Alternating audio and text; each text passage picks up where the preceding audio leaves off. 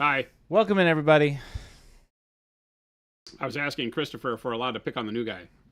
We have a new guy. We have a new guy. New guy's Ryan. Here. New guy's here, chat. New guy Ryan. New guy Ryan. Which is also new guy Philip. New guy Ryan. Ryan's here. Is now, so it's crazy because we've had a lot of new guy. We've had a lot of new personnel. A lot of new personnel. Specifically on the marketing team. On the marketing team. Well, I mean, Alex has been here now for a couple months. Still. Yeah. But newer. She hasn't left. Which is pretty amazing. Jury's out on Ryan, though. That's pretty good for us. We're letting Ryan see the stream from the inside, and it'll be interesting to hear his take on it. What are you trying to say right now, man? What am I trying to say? Yeah. Hey, that's some old hammer. I'm trying to say old hammer. Hey, big round of applause for Ryan. I'm going to start reading chat now. Paint Liquor, Rattle Can, The Greater Gur, Blood What's Walrus, up, everybody? Dusty Hobbies, Okrin, PNG, T-Schmid, Dumbris, Razor, Sun Palette. If my brain forgets what it remembers and remembers that I forgot, then why can't it remember what it forgot? Awesome. If all right. your brain forgets Sun Palette, you might be banned after that one. What it remembers. that one, Sun Palette. And remembers that it forgot. Well, so the instance of forgetting is a different action or activity or instance in your past than the things it forgot. So they are separate things. If you just wait a few minutes, you'll forget that you remembered you forgot, at which point in time it will complete the circle. And then you will start anew with a whole new set of daily activities that you will soon forget as well. And you're only plagued with the remembrance of forgetting for a short time before you forget that you remembered that you forgot. At which point, we're all fine. Make sense? There's that bomb drop for you. Glad I could help. Look at that. And the Nobel Peace Prize goes to... Not me. Jason. Not me, chat. Hey, what we're doing today is some old hammer. Isn't that right, Jason? I mean, it's just a guy. There you go. You got it back in focus for me. Thank you. He's a guy. He's not just a guy. He's just a guy, dude. He's just a dude guy. He's just a chill guy. He's just a dude guy. Just a guy, dude. That's right. Dude, where's my Inquisitor? Dude, where's my Inquisitor? Dude, where's my Inquisitor? You told me to name the title of the stream today, and I totally forgot. So I did, ooh, old hammer. Oh. You literally sat at lunch and decided that you were going to... Okay, so I want to tell you something, Chad. We're going to have a little heart-to-heart here. This is not good. So we went to lunch today. I actually made the mistake of feeding Chris at lunch. So Chris has got his blood sugars like way out of whack right now. Oh, I was told to keep it down. So Christopher at lunch made it a point to direct the conversation to let us know that he has altered the way he was going to do the stream title after thinking about it for all these long months that he's been doing the stream title. And that his idea was that he would have a nice little catchy, fun title followed by a hyphen and then the data of what we were doing so that it could be indexed. Yes. Hear him laugh? So he's laughing because he now remembers what he forgot that he remembered. Yes. And I will change it after the fact. And here he goes. Now he's going to change it after the fact. That's what he says, chat. That's what he says, chat. So welcome to Christopher and his best laid plans. I do have a cleanish palette, though. You do. And I did see a bucket in the kitchen with my other palette in it that is currently soaking. So he has kind of stepped up to the plate and is honoring his bond a little. But on the stream title thing, no, he totally missed that up because we even talked about what the title was supposed to be and flub. Which is fine. I understand. Flub. I could take that. Flub. I take that criticism. Flubbed. I hear you, and I accept what you're saying to me. You better, because you were there. It was you. You did this. Here's the thing. Oh, God. Now, when it comes to the cleaning of the palette, I was thinking about this. Here we go. I don't necessarily want...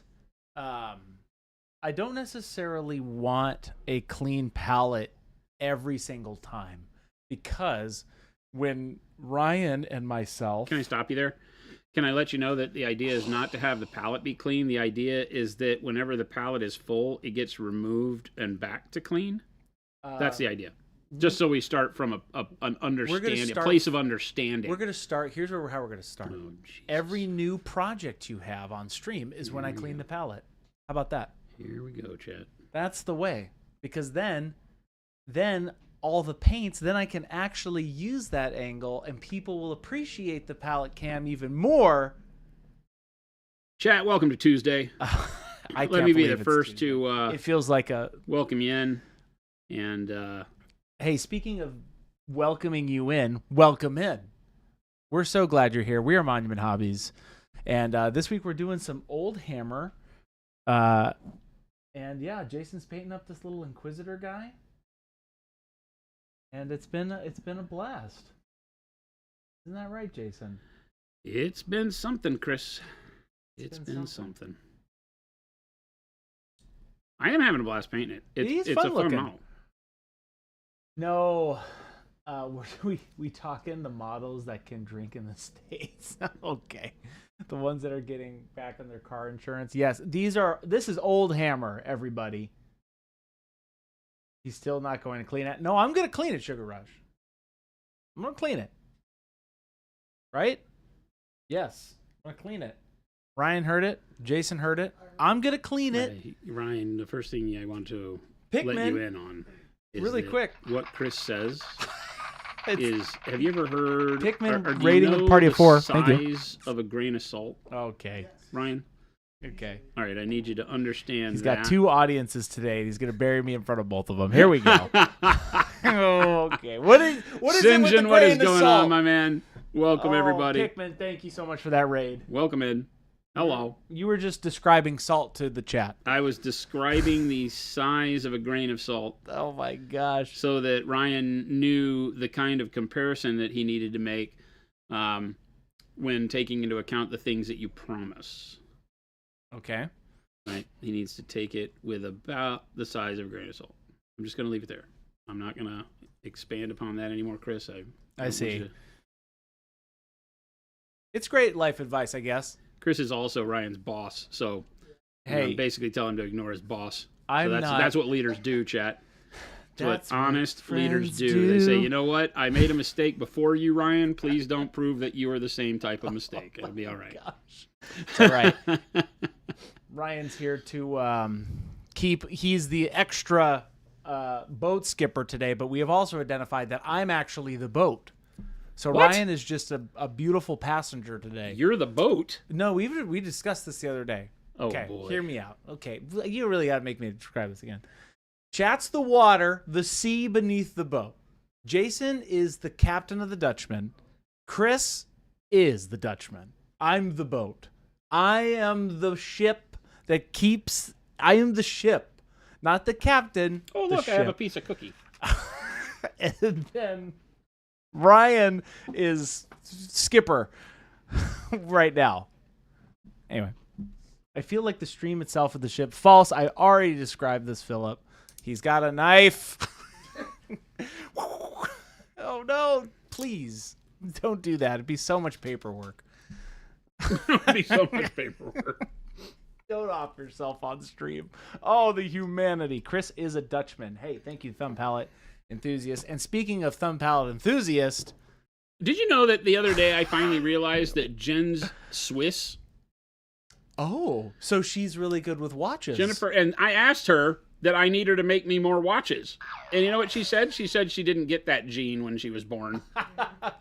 And I said it was never too late to blossom into what you could have been. That's what I told her. I could see Jen being a master level craftswoman of watches. I've noticed her dexterity with things like crossword puzzles. Yeah, I could see that. And I have decided that she's Mr. Calling. She should have been building watches this whole time. I see that. Okay. We should not be Monument Hobbies alone. We should be Monument Hobbies and Precision Swiss timepieces. I like this idea. Jason. Oh, so Bud says Jason is the tide that rises all boats. Wow, that's deep, Bud. That's deep. Does that mean I'm sexy? I feel like he just said I'm sexy. I think so. I would take that. Bud, you're my BFF. You know that, right? I mean, right after Kevin Bacon. But you are the great facilitator, Bud. Hey, great question from P&G, not JPEG. When are the heavy body acrylics coming out? And they'll be coming out next week on Tuesday. Tuesday, we've determined. That's the date. Tuesday. Does she make great? Yes, Mo, she does. She said, you were saying that she's getting super into making coffee in the morning. She is a barista. She is a barista. Everything is better with bacon, says Pikmin. I would agree with you. Like Swiss watches? We're talking about watches. Where did bacon come from? Pikmin, where did I was working on where did the bacon come from? I'm looking back up here. Oh, I was talking about ships and stuff, chat. You guys got me going. Is coffee better with bacon, Agrippa? I would say yeah. Everything's better with bacon, yeah. You know, I will admit that even things like Brussels sprouts are probably better with bacon. I'm not going to try them. I'm not going to allow that to happen to me. But Ghoul, what are some uses for the heavy body paints? Ghoul, when you get a second, I'll have Jason answer that. But definitely check out last week's VODs. And that essentially all last week, Jason was demoing the heavy bodies. So he had a lot of good use cases. Glazing. Definitely go watch those VODs, but everything's better with bacon, including bacon. What are some use cases for heavy bodies, Jason? I like them on paintbrushes. Ah. And you paint with them. Like putting paint on a model. Paint on a model. So when I was working up the Seraph, right? The Wraith. Yeah, the Wraith Queen. Wraith Queen. What I did is I showed how I tend to use them, which is I base coat with all of the liquid acrylics because they have usually a more consistent opacity, right? The liquid acrylics are built to be opaque. They're hobby paints. And so the opacity gives me a really quick base coat. So we base coated with the acrylics from the regular Pro Acryl line, and then we used the semi-opacity of the heavy bodied line. And so certain colors in heavy bodies are also, because they're single pigment or, two pigment hues, those pigments are very semi-opaque or semi-translucent, however you want to call it. And so they glaze really well. So they're really good for when you start layering colors on a base. And then you'll find me when I go to my highlights, I switch back to like my edge highlighting and really fine texture detail and stuff. A lot of times I'll switch back to the liquid acrylics. Things where I don't want to, I can do one brush stroke and get the job done with both of them. But a lot of times the fluidity of the normal Pro Acryl line is just better for when you're using a small brush doing fine details. But when I'm doing large area blending, when I'm doing lots of glazing, then the heavy bodies come into play because they let you glaze in like one, maybe two passes, but generally in one pass because you get so much vibrancy out of them. They just get you closer. The way I term it is you get you closer to the source with the pigment. You're getting as close to pure pigment as humanly possible when you're using heavy bodied paints. And so if you go back and watch the video, you'll see how transformative it was when I did the glaze with the Nicolazzo yellow and the sap green mixed together. I think it was. And also going off of what Jason's saying, a tip, if you want to see really the progression of it, you look at the VODs last week and look at the thumbnails and you'll see the progression as he goes through it. It's pretty fun. You'll see one of the VODs is like a total blue armor, and then you do the glaze with the greens and such, and it totally changes. Looks like I repainted the model. Yeah. And the heavy bodies just allow you, once you have a confidence and a comfort level with glazing in general, working with lower opacity paint, then you switch over to using heavy body to get it done, and you're just blown away because of how quickly it lets it happen and how easy it seems compared to fighting a more watery, diluted hobby paint. So yes, go back, watch those VODs. This week, we are painting up some Old Hammer. Jason, what Old Inquisitor. Yeah, tell us where we're at with this, Jason. So we are still kind of sketching in the reflection and the non-metallic gold. I'm doing it with gold armor. And so I'm working through the colors for that. We started with dark yellow green into yellow green, then a combo of yellow green and yellow ochre. And then we got the yellow ochre on there. And now I'm doing pale yellow to find my edges and my brightest shine spots. And we'll continue moving around the model with this for a little bit. And then we will glaze back over the top of it. And I guess we could use some of the heavy bodies for that. Right? We could glaze them with the heavy bodies again, since we just said that that's one of the key aspects that they bring to the table. Nice.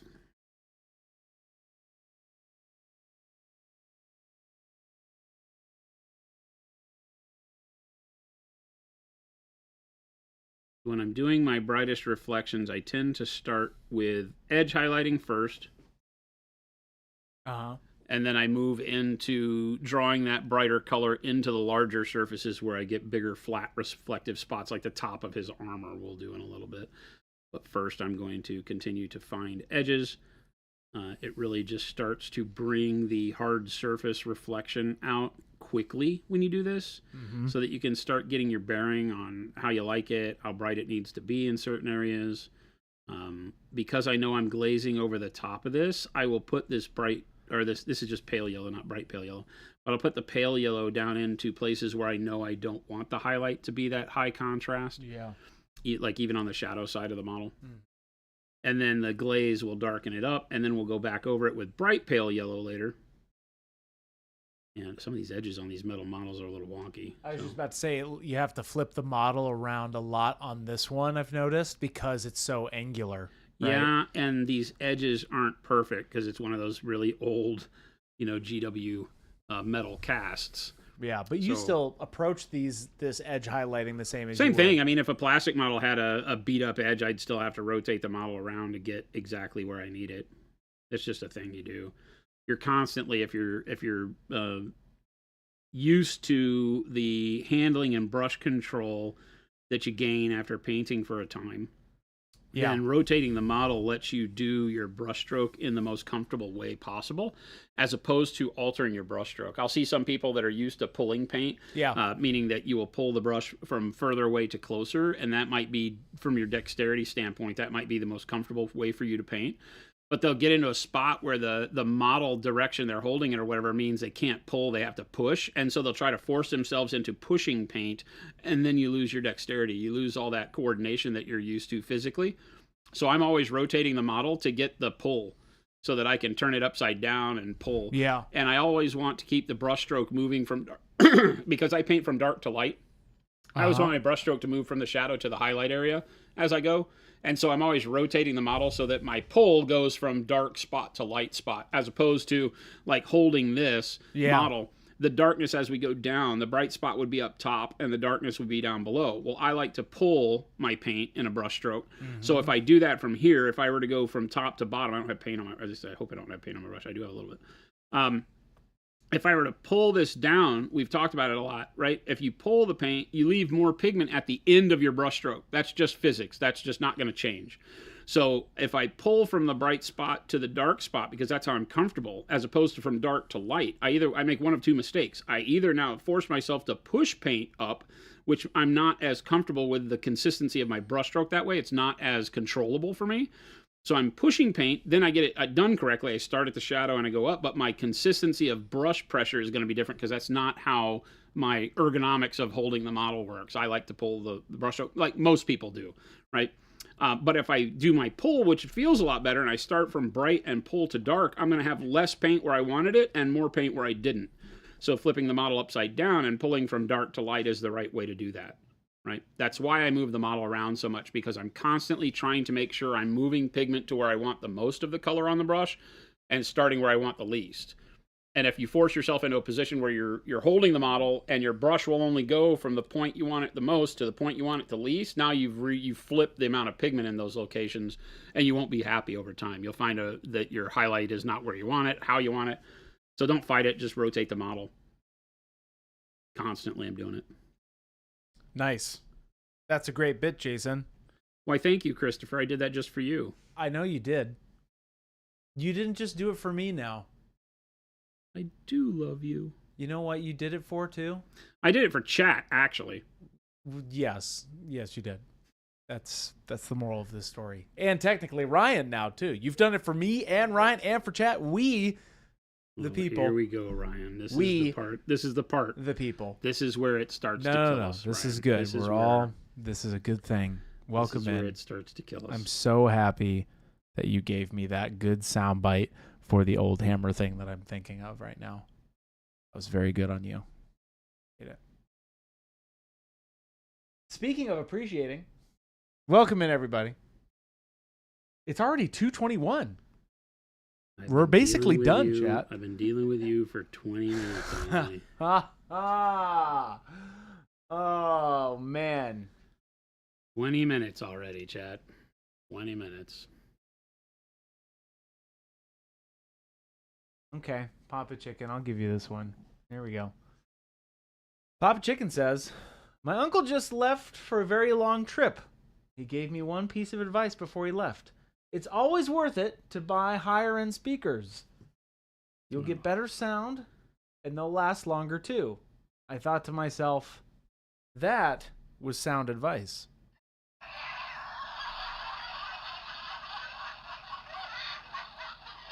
Just a classic comedian.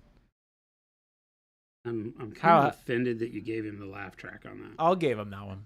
I give him to him, man.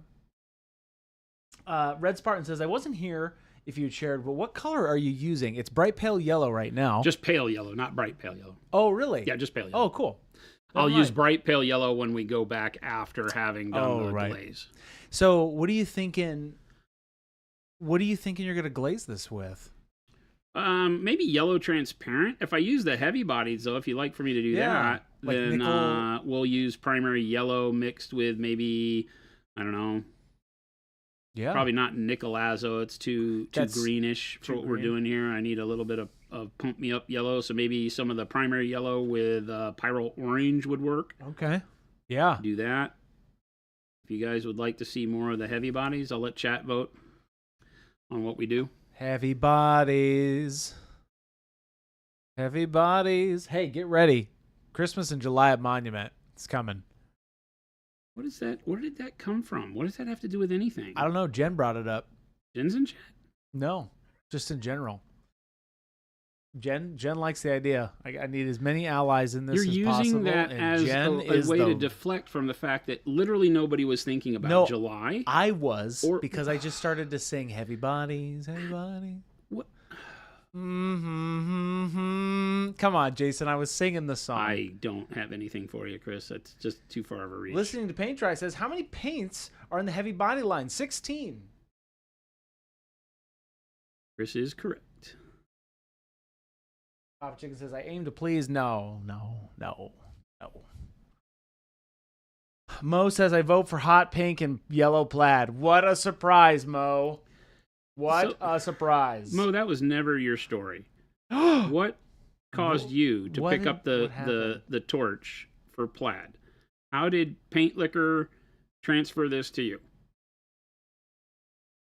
I don't want to believe that Mo was ever the one who was doing this. This is peer pressure. Always plaid. They're always asking for plaid, Phil. Always asking. Blood Robbers, yes. Heavy body paints make the rockin' world go round. That's a song, right? Yes. Oh, yes. Red Spartan is asking, will there be one box set for the heavy body paints or separate boxes?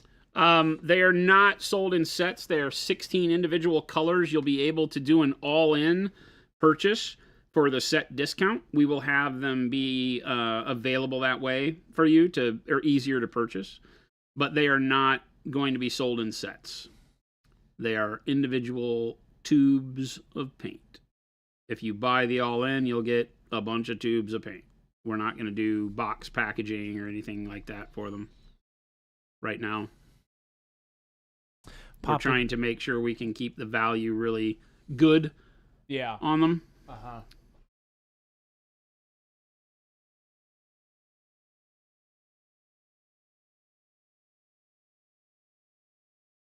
He's got a studded codpiece, which is a little weird. It's only weird if you make it weird, dude. I mean, that's a bold choice. He's an Inquisitor. He's solid gold codpiece. Shiny right now. That's what you were saying the other day. It's very gaudy, right? Yeah, that's why I figured the Inquisitor, if anybody was going to have like gold armor, it would literally be the Inquisitor, right? Yep. Papa Chicken, so I'm afraid that I didn't not synthwave enough for my monthly challenge. Fired. Quit. How much will I be fired if it's a little synthwavy? Not fired. Just I'm not mad. We're not mad. We're just disappointed. disappointed. Yeah, we're disappointed. No, well, you're fine. Jason's not even going to be here on that day, chat. God. No, no, you're not. I'm not back till the 9th, so it depends on if chat votes to have me be the judge, then they got to wait till I get back. Right, I'm back Monday the 9th. Because then I'll have to answer 150 questions about what do we do with the challenge?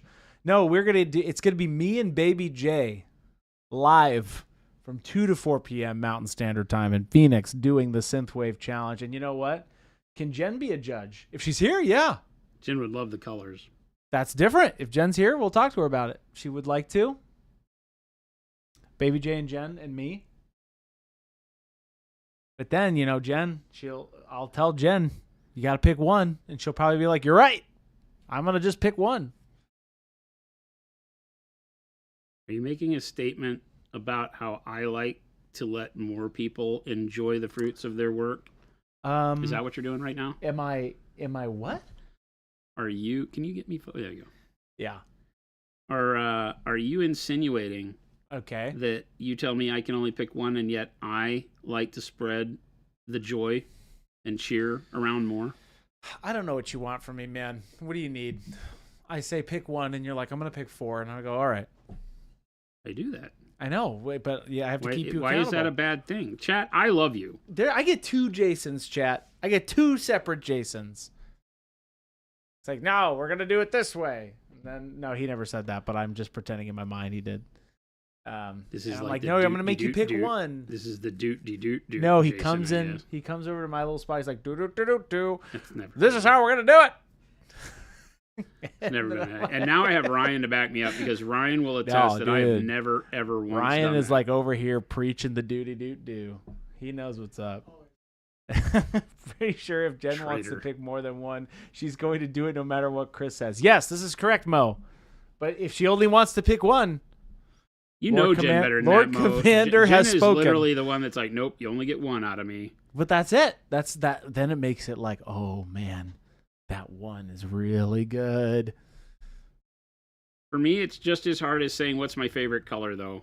All of these people mean so much to me, and the effort they put in is so hard for me to just pick one. Not gonna lie. I know, Flapjack. That's why I hate judging those things. I know. Flapjack says, Chris, none of us want Jason to only pick one challenger. I know. I understand. That's why I am the ship and he is the captain.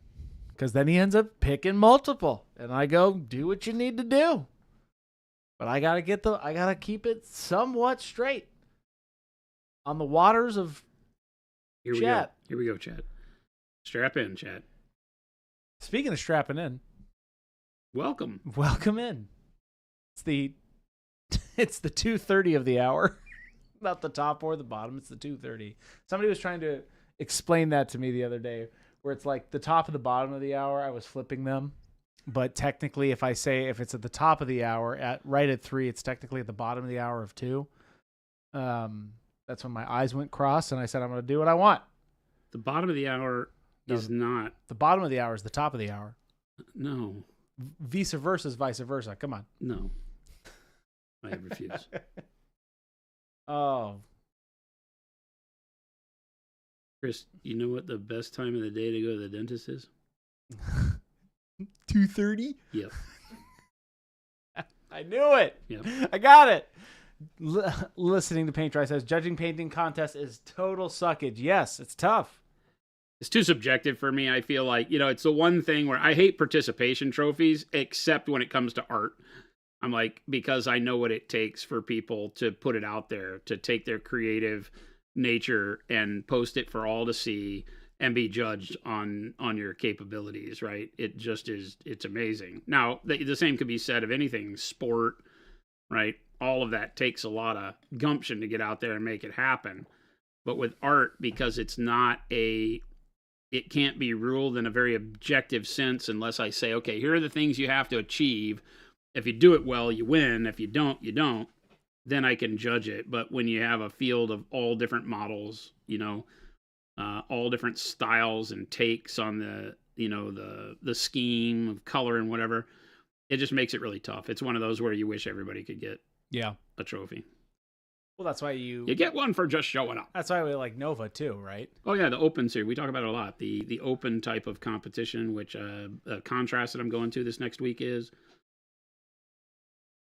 in Poland. I'll be in Poland. I don't know how many of our European people are watching right now. If we've got any of our amazing European community members out there, I will be in Poland for contrast next week. Would love to see you if you're out in the area. I'll be there too. He won't be there. Yep. He's not sneaking into my luggage. It's me. He's going to open up his luggage, and I'm going to go do and Allie. It's the first outing, technically the second, but the first official outing of Monument Hobbies EU, where we will have our European office members there. Nice. Mally and Allie hanging out with me. Mally and I will be painting. We've got a booth, a table is what you get at Contrast, but we've got a table set up where Mally and Allie I will be painting. Allie doesn't paint, but she'll be there rooting us on. Oh, she'll paint. And one of these days. Yeah, but Mally and I will be painting. I'll have the new heavy bodies for their first worldwide show to get hands on them, which I think is going to be great. We're doing that in Europe. Nice. So that'll be fun. All sorts of cool stuff going on. After that, I go to France to help with the final setup stuff for our office in France. For those of you who don't know, we are opening up an office in France and taking over Europe. That's what is happening in 2025 and 2026. There it is. There you have it, folks.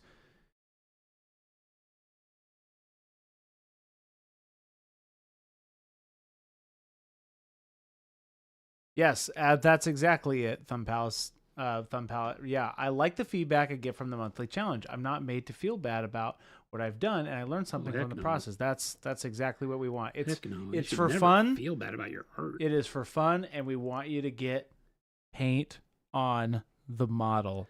I remember when I took my portfolio to be looked at by comic book artists when I first started that journey. Way back, right? I did that. I think the first one I went to was I was 14, right? 14 or 15 years old when I took a portfolio. My mom was good enough to help me save up and match some money probably and get me which I still have, a portfolio binder, that I had my pen and ink and pencil drawings in. Yeah. For I drew Spider-Man and whatever else, and had all that going on. And took it to a comic book convention. Back then, it was just a sci-fi convention that also had comics. There weren't San Diego Comic-Con or anything like that. And put it in front of some artists. And this is back in the day before there was artist ownership of content.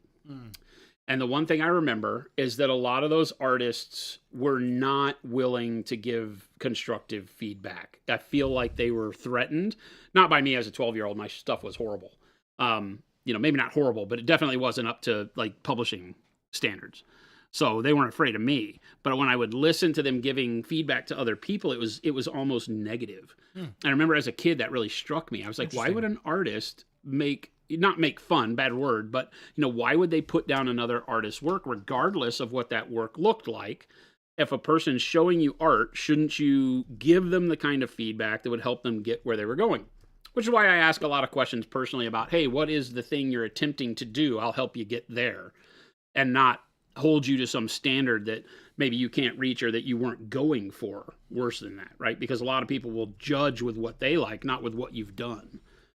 And a true kind of objective or objective way to look at it would be to say, okay, what were they going for?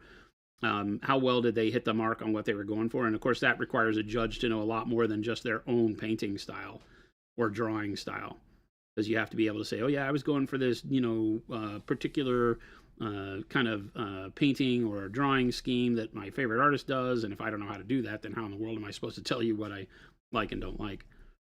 So yeah, I grew out of that, and my stuff got lambasted quite a bit. My artwork was not great, and a lot of people told me that, but didn't give me a lot of constructive criticism to go along with the, hey, it's just not great. And then I found an artist who did. and that artist would, help me understand line weight, how thick a line is, giving it weight, as we call it, to either put it in the foreground or background, which helped you draw visual focus to your work, which I did not have. All of my line work was just the same pencil width as you start out, and it looked very flat. It didn't have any dynamic feel to it.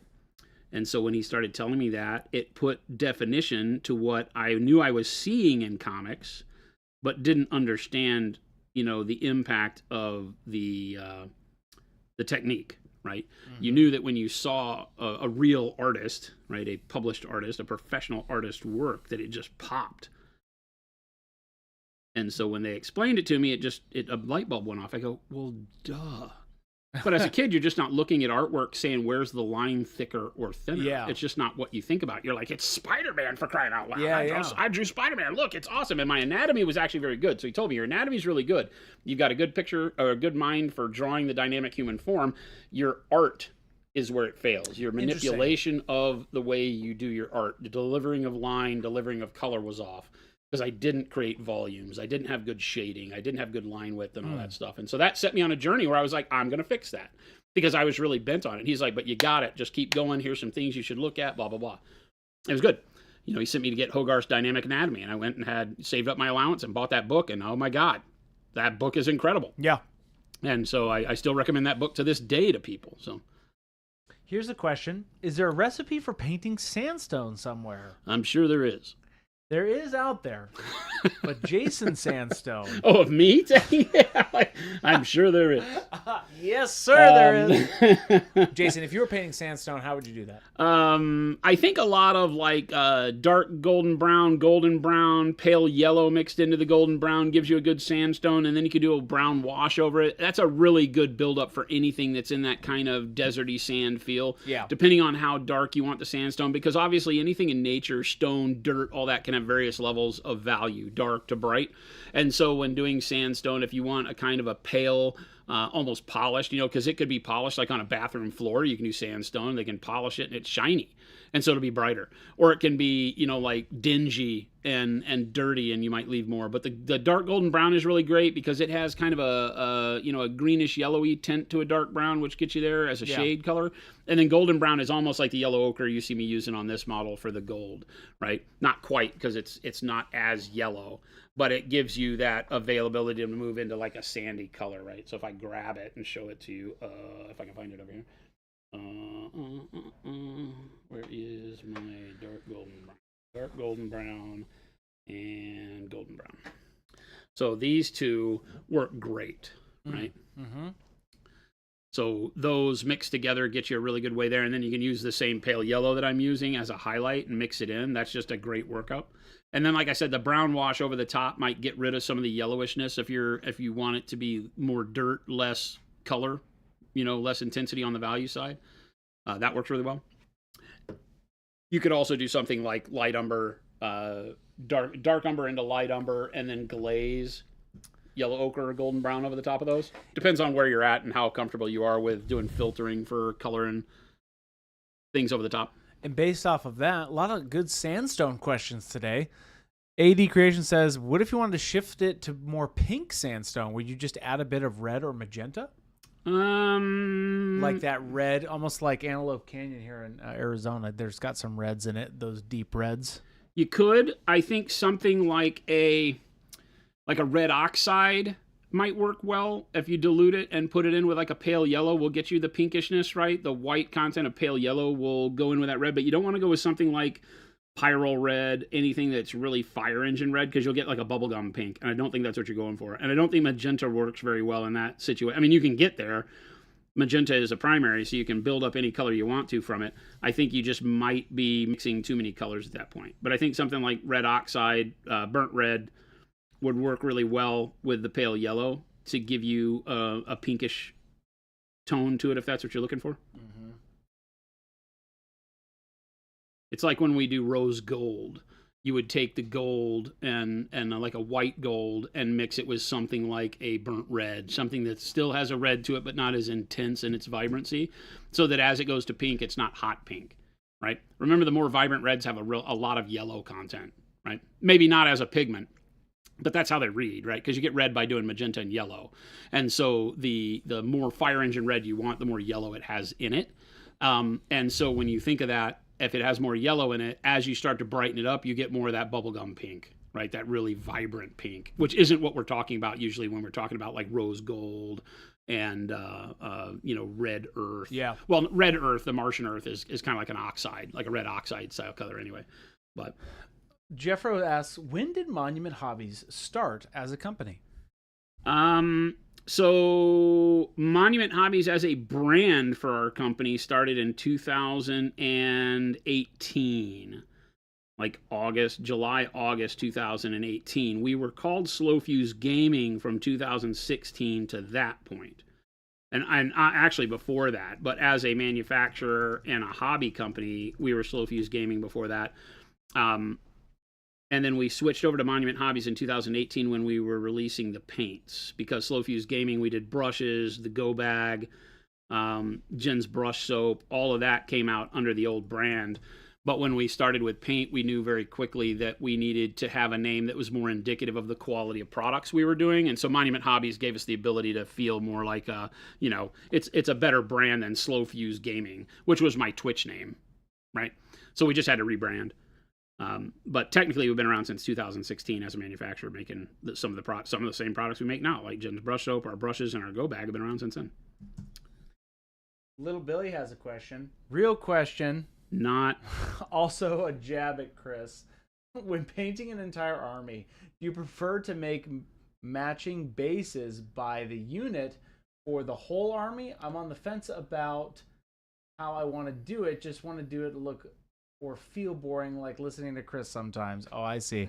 Oh, you got the jab in. You got Little Bill. You got the jab. I'm on the fence of how I want to do it, and just don't want it to look or feel boring, like listening to Chris speak. Little Billy, I give you that one. Respect. Yeah, sure. If that's what the kids are calling it. Respect. Great question. Okay, so go back to the beginning. Do I do my basing by unit so that it's uniform is the idea, right? Yes. I don't know that I necessarily do it by unit, I do it by army. I consider that the whole army would be in the same theater of combat, so I do the basing for the whole army. So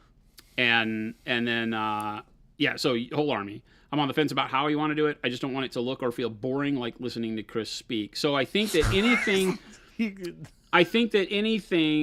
unlike Chris's speech, because Chris is all over the place and it keeps it interesting. This is because his ADD is just uncontrollable. There's no ADD. I'm so focused. He's so focused that he's all over the place. That's right.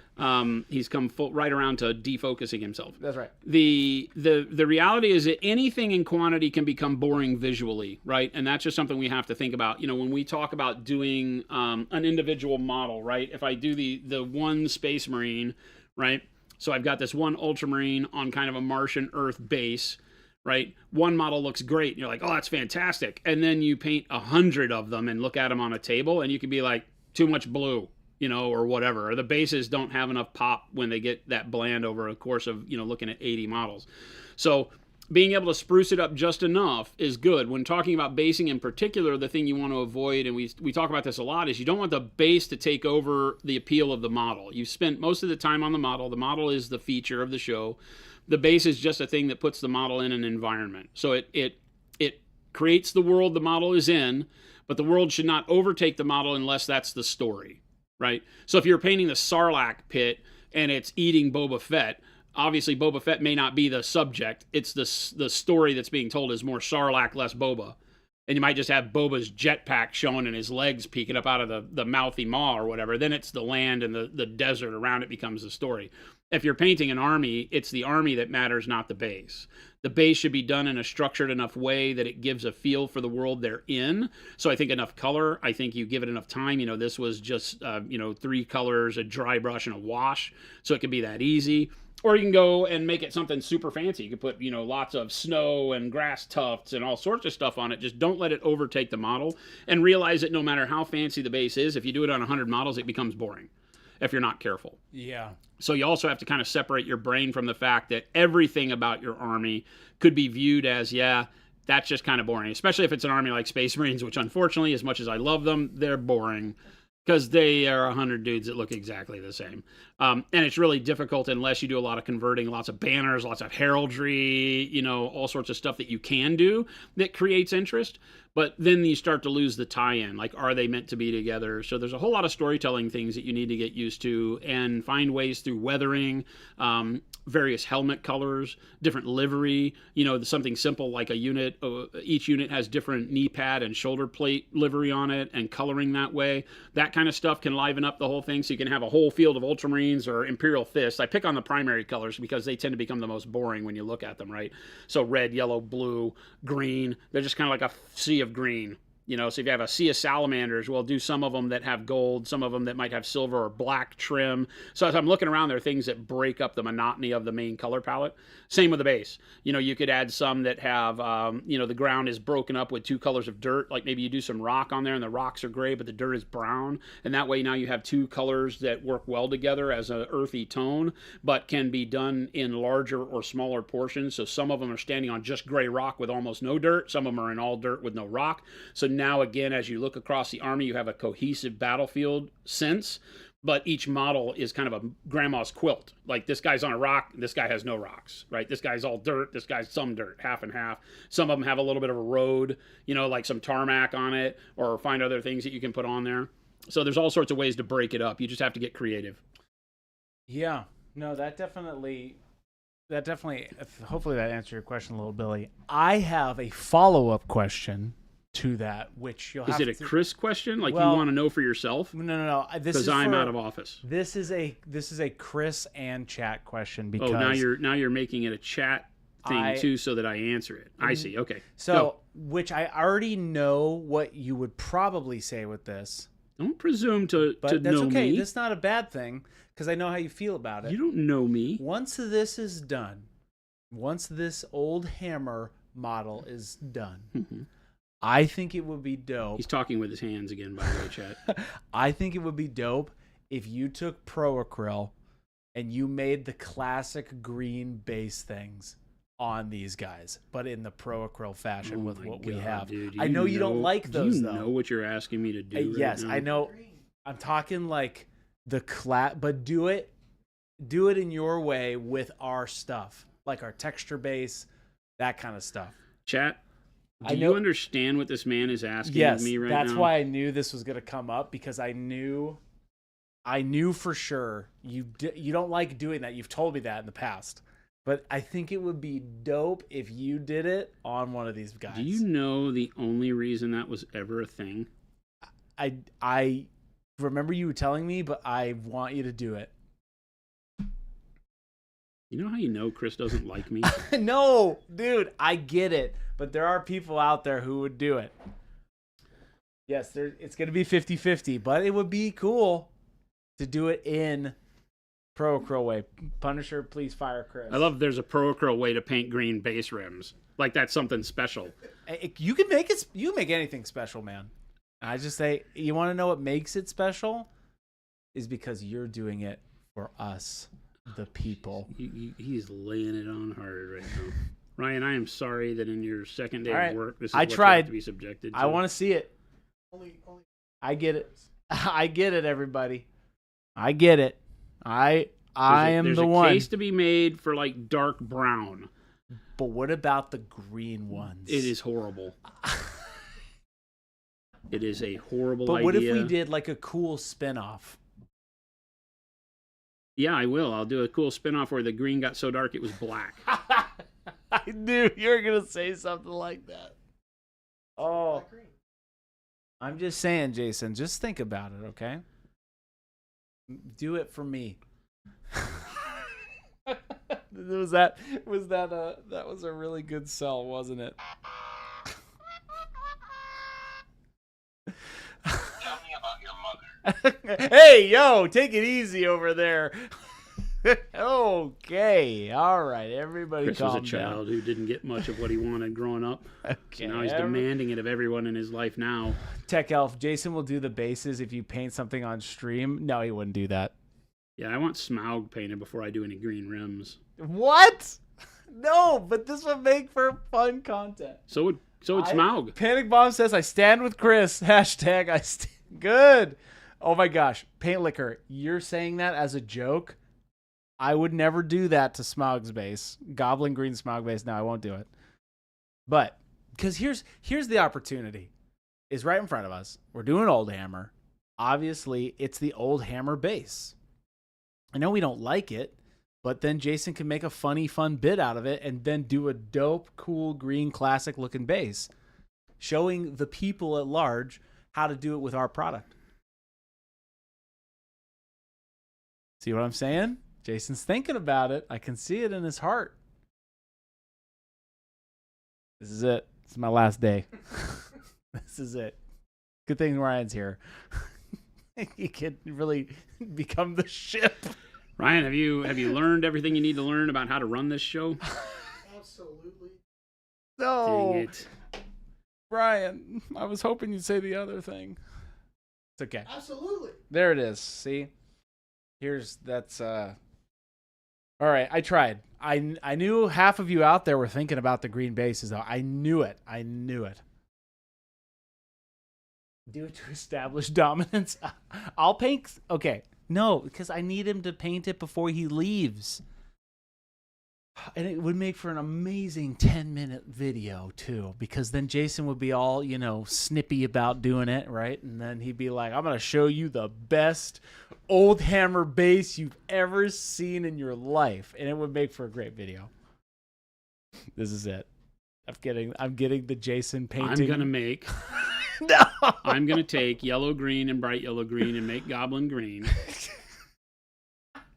Right? And then I'm going to pour it into a bottle. Oh, my gosh. And then I'm going to let the paint dry. I'm going to pour the paint out of the bottle, but I'm going to let it dry around the outside of the bottle so it looks like that's the color in it. Then I'm going to fill it with satin black. And then I'm going to dip my paintbrush into the bottle that looks like it's filled with goblin green. And it will come out black, and I will blame it on the universe. The universe did not want me to paint this rim green because that's just fundamentally wrong. Oh, you know what we could do? We could be super diplomatic about this and just let the chat vote. So this isn't a democracy, right? We've been over this a while, right? This is a total dictatorship. It does. We do. This is true. Monument Hobbies is a dictatorship. I'm just... Panic Bomb says, I'm all for the green bases, but I think only Chris and I want it. Panic Bomb, potentially yes. It's not that Okay. I think it would be cool. I think we should do it. That's my vote. Maybe I can convince Jason. Maybe we'd do a trade of some kind.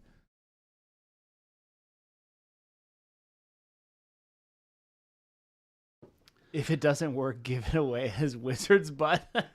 No way to fail. No one low loss. This is true. No vote. Green will lose it in a landslide. I will create a paint called Green Base Rim, and it'll be black.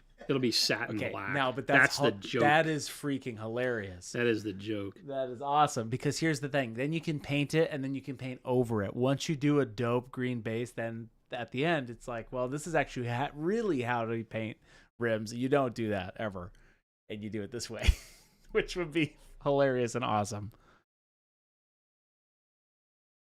Panic Bomb, yes, I could paint Old Hammer with a green base, and I would. I totally would. But I would do it in a fun way with what we have. See what I'm saying? It would be green base adjacent light. There you go. D-Fresh says non-metallic metal, green, gold, but bet Jason would paint that. He could. Yeah, he's kind of already doing that a little bit. Not green, gold, but you know what I mean. Do people listen to me at all? Do I just sit here and talk to myself? Is that what's happening here? I don't think you do. There you go. I'm painting a diorama based off of the Jade Sea in Guild Wars, says Papa Chicken. The ocean was flash frozen into solid jade in the game. It keeps looking like an ocean wave instead of an ocean wave that will magically turn into jade. How can I make it look more jade stone instead of green water? See, Papa Chicken, the pitch to that question was very elaborate. And then here's the meat. How can I make it look more jade stone instead of green water? Okay.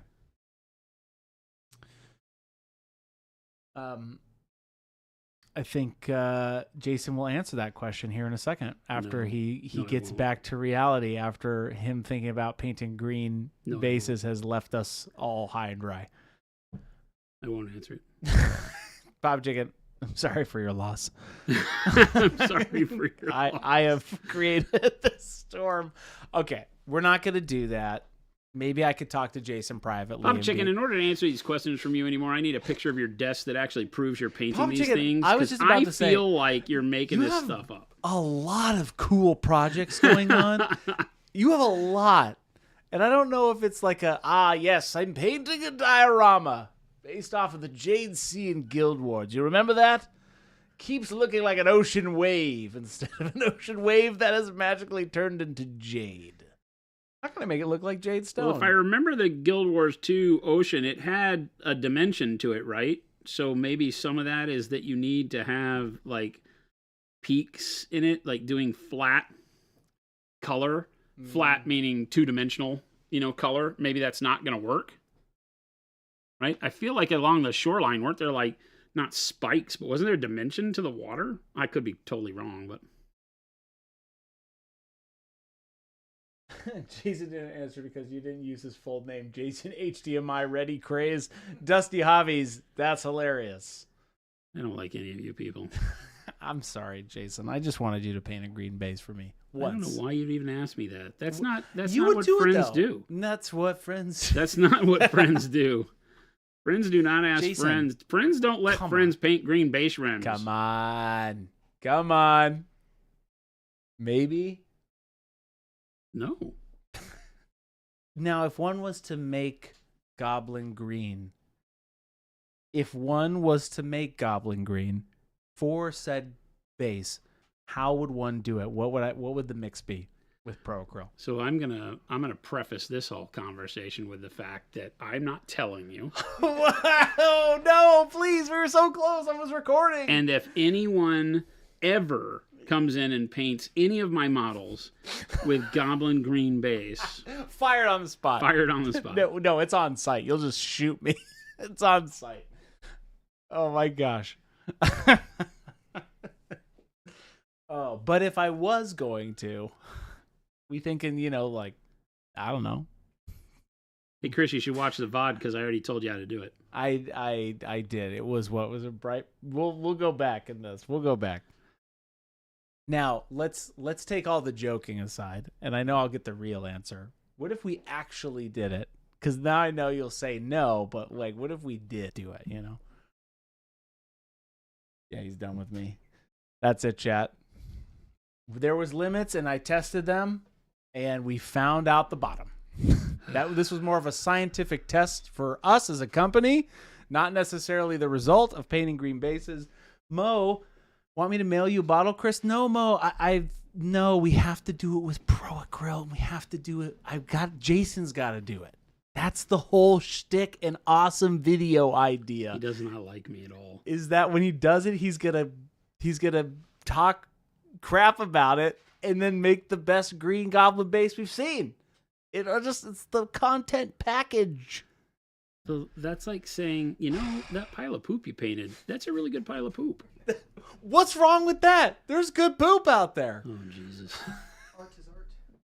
Ah, Ryan stepping in from the left field. Stepping in saying art is art. Yeah, Ryan with his banana taped to the wall over here. I'm just saying. It's on the wall. I know where it is. It's on the wall. That's food, not art. $6.5 million banana. Or whatever the ridiculous amount is. Rattlecan says, haha, I'm looking at the monument greens and I noticed toilet in front of the green. Yes. See, okay. Chat. We're not going to take this to a vote. Jason and I will have a serious conversation where I'll go into his office and I'll go, Jason, this would be a cool, fun idea. And he's going to look at me. He's like, no, Chris, I'm not doing that. And it's going to get real. And I'm like, that's fine. What about tomorrow? And then it'll continue. And then maybe he'll do it for me, chat. Maybe. One of those things where the only reason you do it is to get him to shut up. That's what he's going to go for. I mean, he's going to go. He goes, you know what? You could get me to shut up if you just there is paint a way the base green. There is a way to stop this. Chet, you see what I have to put up with? This is literally. I get here at 7:45 in the morning, Chet. And this is literally what I put up with until 4:45 generally. Although today I don't think he's staying late, so I might be free. I stay. And it isn't just Chris is the problem. No, I stay. Here's the thing. I save a lot of my silliness and energy for this room. This is true. These are facts. I save a lot of it for the room. I turn it on and turn it off out there. Have to. It is true. He kind of knuckles down and gets work done during the day. But then I come in here, and then I have been told, Chris, entertain the people. Can we back that up and say that? But I go into Jason's office quite often. No, I really don't, Jason. I really don't. But when you do, and it's only 15 minutes on Friday morning. And when you do, how painful is it for me, Chris? Let's be honest. Okay, first of all, it's the most efficient meeting in the company. That's my motto. Is get in, get out, right? We discuss what we're going to do. And it takes about 5 minutes and say, well, I got 10 more minutes. And then you go, well, I don't want you here, and bobbity boobity boop. Jason is also from It's a Wonderful Life. I'm drawing a brain fart what that actor's name was. You're drawing a brain fart. 1 second. George Bailey. George Bailey, actor. Oh my gosh. Oh, it's James Stewart. That's what it is. Jimmy Stewart. Jason, I'm gonna paint a green base. Oh yeah, I wish I'd never been born.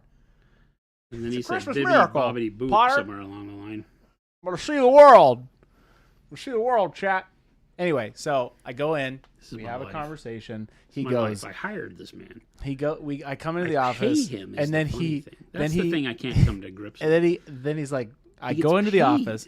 I say, Jason, it's a surprise. It's a surprise every time to you too. You're like, what are you doing in here? It's like it's on the calendar, and then you're like, get out. And then I end up staying, and then yeah, he won't leave. I'm like, Jason, we have a meeting, and you're like, why? And then it's like about stream, like the same one that we have, and anyway.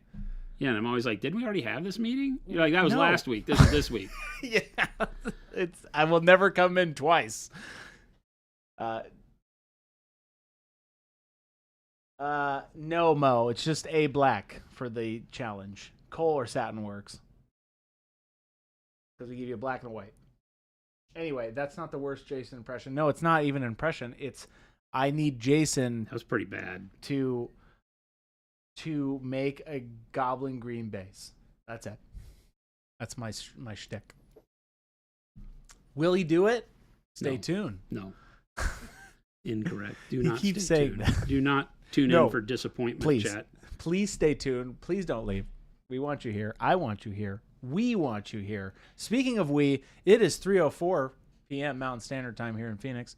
We are painting up some old hammer, so if you're just now tuning in, welcome. We are Monument Hobbies. See that? That was a segue. That was seamless. And we're painting up some old hammer this week, right, Jason? Yes. We as in I. We as in painting as in painting some old hammer. We as in That's what I'm doing. I'm painting some old hammer. I'm painting an Inquisitor that is this big. Yes. Oh, he is an Inquisitor. Now, this almost works because he's a human Inquisitor in Terminator armor. So he almost has lasted long enough through the foolish sizing of GW to where the scale creep is caught up and makes him relevant again. Yeah. Spaznet, yes. Next month, paint challenge is painting green bases. Yes. Yep. Who paints the classic? Great idea, Spaznet. Guess who won't be here for that one? If Jason won't do it, we'll do it. No, I need Jason to do it. We'll talk. We'll talk about it. He acts like he has some pull over here. Like he has like pictures of me and a goat in his pocket or something. Like, what kind of blackmail are you planning on pulling off here? Brayton, if you're going to be in Phoenix, can you stop by for a live taping of the show? I wish we had tape. You know what we could do? We could switch the entire studio over to analog and just go straight up 360p. Right, not during the show, but you can come in and see I will show you the studio setup. Yeah, you can come in and take a tour of the studio. We don't have the facility for people to sit around, and you wouldn't want to because Chris makes everybody sit in the worst, most uncomfortable folding chairs. No. So Ryan, when he came, so let me give you some backstory here, Chad. And I'm gonna need you to, if you have a volume adjust for Chris on your set, just turn the Chris down. Because here's what happened today. I want to show you how, chat. When Chris goes after you, I'm always here for you, right? I'm always picking up the pieces and showing you the love and doing what's right by you because that's our relationship, you and me. You and me have had this relationship for 9 years plus. Some of you have been here. Oh, here we go. And I appreciate you, and this is real love. I don't like it. So that dynamic we have where I protect you from the evils in the world named Chris. Oh, my God. I do that here in real life as well. Today, I just want to paint a picture. Real quick. We have a beautiful new human being by the name of Ryan. He's a great guy. Who's a great guy and is a new member of our marketing team. He's going to be doing some video editing, some general graphics creation, and just being a great cheerleader for Monument Hobbies brand. Oh my gosh, he's laying it thick. And when we bring people like Ryan on, we are serious about it. Yes. We show them everything that we are right up front, and we expect the same from them. It's a wholesome relationship, and we're here to protect our own endeavors, each other, as a group. Mm-hmm. And in that, comfort is a ruling factor. Whether it is getting you the right ergonomic mouse and keyboard set up for your computer, which should not be an Apple computer, by the way. We're working on Ryan on that one. I helped him already today. Whether it's ergonomics or a chair, perhaps. So here on his second day, it's Tuesday. His first day was yesterday, Monday. On his second day, Ryan is being asked to come in and shadow Chris on the stream to see how we run this thing, and he's very excited. I can see. Ryan, are you excited? Oh, yeah. Ryan's excited. He's pumped. So he comes in all pumped and energetic and ready to just be a team player and sit down. Everything we want in a fabulous employee, Ryan is exuding. And then he gets in here, and guess what chair our illustrious producer Chris has provided for him? It's a nice folding chair. I'm going to get it for you and show you. Oh, my. He's going off screen. Oh, no. Give him the chair. No, it's not that one. It's right there. Oh, my. Watch your step. Oh, chat. Oh, he's storming around. Oh, he's bringing the chair onto set. This is a real thing. He's going to lift it up. I want to show you. It's a great chair, dude. Great back support. Folding chair. No. Chair. Chad, I want you to imagine what is happening. Your loving grandmother comes over to the house for Thanksgiving Dearest, dinner. I need a chair. This is the person who has helped to raise you, has provided you with all of the positivity you've needed to become the human being that you are today. Oh. And you're like, oh, Grandma, we ran out of chairs. How about this? Grandma, how about this? Oh. You'll be comfortable in this, Grandma. It's fine for you. Don't worry about being 89 years old and sitting on this steel, no-cushion chair. It's fine. It's fine. Oh, my. Wow, that was a bit. Wow. So, chat, it's not over yet, Chris. Why did that old church I would like to have you understand that chair was laid out for our beautiful Ryan, new guy. We really want to impress him. We want him to feel impressed and feel all the power of Monument Hobby so that he really just soaks it all in. So what do I notice? I see him taking the folding chair and about to sit down, and I'm like, whoa, whoa, whoa, whoa, whoa. That's not how I'll have it. I want to show you that behind this wall, where all of these beautiful models and products are, that wall is a standard 2x4 wall, so it might be 5 inches thick, maybe, with drywall on it, right? So from my arm to the wall, add 5 inches for the thickness of the wall, and then maybe 24 inches, 2 feet here in Freedom Land. 2 feet plus my arm, plus the 5 inches of wall are beautiful conference chairs. Great conference chairs. There's a doorway right there by Christopher. That if you were to look through it, there are a multitude of beautiful, comfortable conference chairs right across that door because that's our conference room. And he did not have it in his heart to grab one of those beautifully comfortable conference chairs. Leather, I might add. Leather there. Leather. And pull that in here. See leather chairs? Pull that in here for our wonderful new employee. But I showed Well, Ryan where the conference chairs were, and he went and grabbed himself one. He went the long way, but that's okay. He'll learn. That was just beautiful, Jason. Wow. It's rich Corinthian leather. There are so many comments that we just got about that chair, chat. I'm going to summarize what you've all said. I stand by my folding chair decision. Of course he does. It's not what the chair can do for you, but what the chair does for us. Oh my gosh. This is my life. I don't know what to say. Oh, yes, it's becoming an HR issue now. That's good. We'll get Jen on the line. Ryan's over here saying he's going to have to go to the chiropractor. He's going to go, oh, my back. Oh, no. All right, chat. Well, speaking of chairs. Welcome, everybody. Welcome in. If you're just now tuning in to what we just witnessed, that theatrical Shakespearean moment from Jason HPDC Craze. I thought I was HDMI ready craze now. Whatever you want. We are Monument Hobbies, and we are painting up some old hammer and making sure our employees are well comfortable. Did I mention he also steals my thunder and makes it seem like he's painting something, but can't even commit to painting Smaug when I'm out of town? I'll paint. Chat, this is, okay, you know what, chat? One of these days, I'm going to go rogue, and I'm going to come in here at Saturday morning. I'm going to roast everybody. I told you there's got to be a villain. I'll take that. I'll take that title. All right. What is a drama without a villain? And you know what? Today, I played that role. I gave Ryan a chair that I thought was comfortable, but it just didn't work out that way. And this started back when he gave me that same chair to sit during an entire stream. It was good. It was all right. It was good. Okay, there is a reason behind those chairs. No, there isn't. No, there actually is. There actually isn't. There 100% is. When I'm filming or recording, people shift around or move in swivel chairs, and I can't have that. I literally have to have them sit in front of their microphone. I have to lock them down. That's right. Squirming due to discomfort is definitely better than squirming due to the fact that my chair swivels. That's okay. I'll paint green bases while Jason's away. Yeah, I'm not doing that. No, we'll not be doing that. I know when Jason's joking and the green base subject, I don't know about that. That's something that I wouldn't test.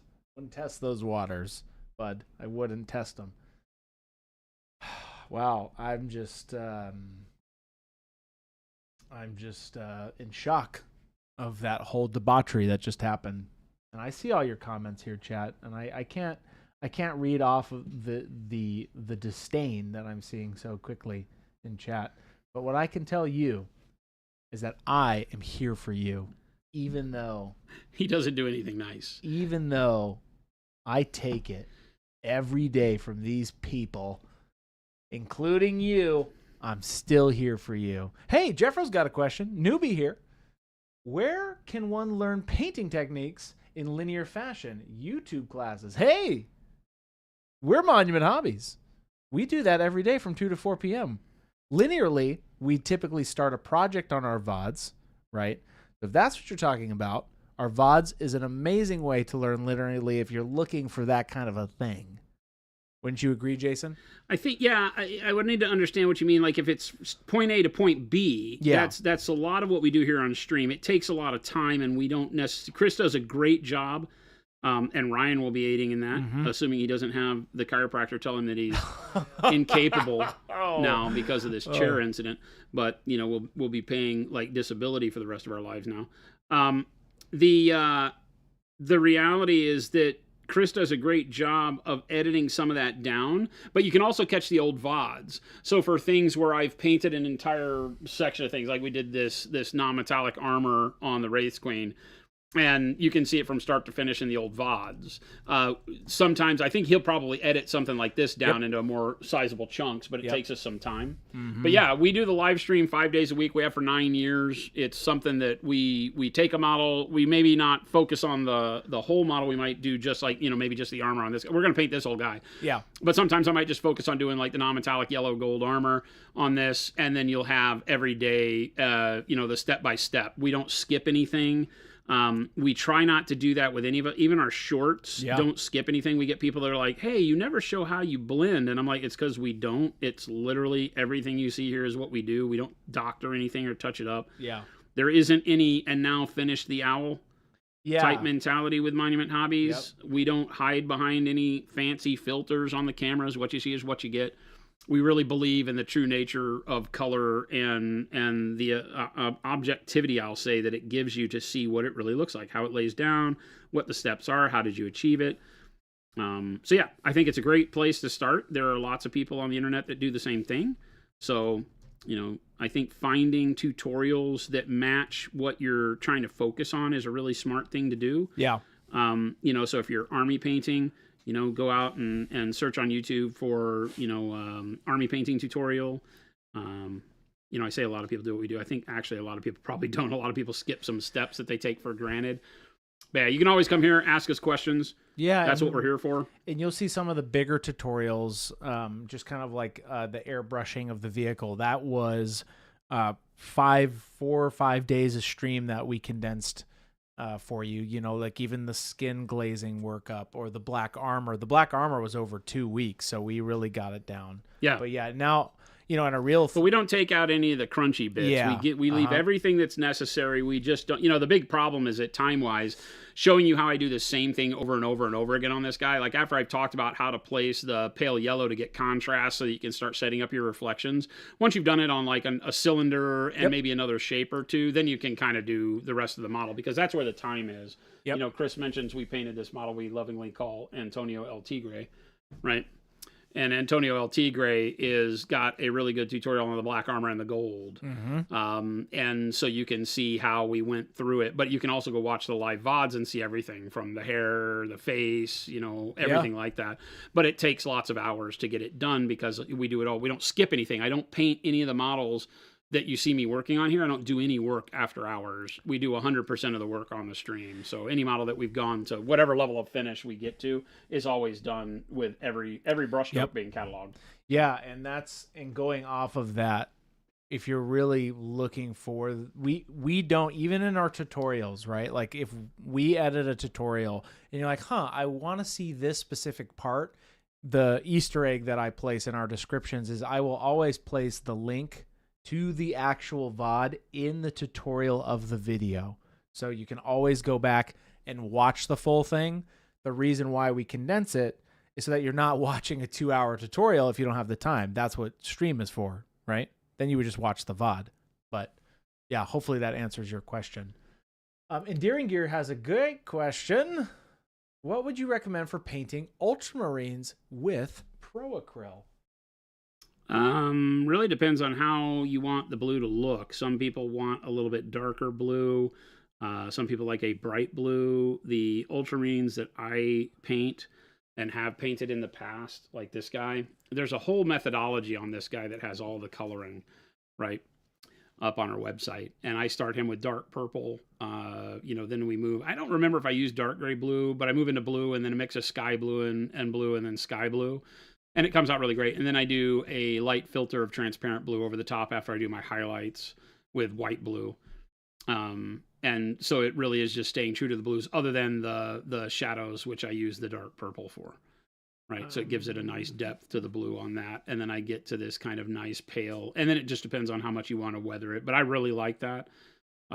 It works really well. It gives you a good coloring. And it works well with any of the gold that you might do as trim. How bright or dull you want to do the gold. Sometimes if you do too dark of a blue and you want to also do like that kind of dull 40K bronzy looking gold, the two don't have enough of a value contrast to really make them look good together. So the bright blue allows you to do both. That kind of mid-tone, I don't really want to call it bright, but that mid-tone blue lets you go bright gold or dark gold. If you go to darker blue, then that darker blue will force you into doing brighter gold, which you may or may not like. And I just placed that. I just placed that methodology for you in Endearing Gear, so that link will take you right to what Jason said. Yeah, so I use dark purple into dark blue and then the blues, but it works really well. That particular methodology, I think, also shows there's a full body one that shows all the colors for the base and the gold and everything too, which is kind of neat. Which is right here. So you also can see this one. the next link he puts will show all the other accompanying things like the green. non-metallic gold. Yep. And all the dirt and leather and all that. We Whole have workup. A full workup for the whole model on that. Angie says, thank you for putting up the links in chat yesterday. Yep, I just moved and used the store locator link. Yeah, awesome. That's cool. Able to find a new hobby space and local community. Nice. That's absolutely awesome. That's huge news. We helped.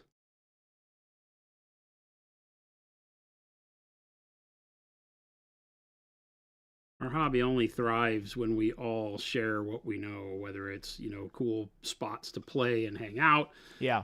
Knowledge on, how you painted your models, how you got the color, all of that is very, very important to keep people interested and to help people, because it is a very daunting hobby. I get the amount of people that I have met over my years that are like, oh my God, I can't even draw a stick figure. How in the world am I going to get involved in Warhammer? And I'm like, it has nothing to do with drawing stick figures. It has to do with, having fun painting and not worrying about, good, bad, or ugly on your paint job, and then rolling dice and pushing models around the table while you kill stuff. A lot of fun. Now, Jason, what are you going to do to the shoulders on this guy? Paint them red. You're going to paint them red? Okay. Yeah, I think we said we were going to do them red, so I'm going to stick to that. Right. I'm going to stick to that. I'm doing these vents on his back. I'll do those in like silver. Oh, cool. Or like a dark steel, kind of a non-metallic on those. Okay. Which is why I'm painting around them right now.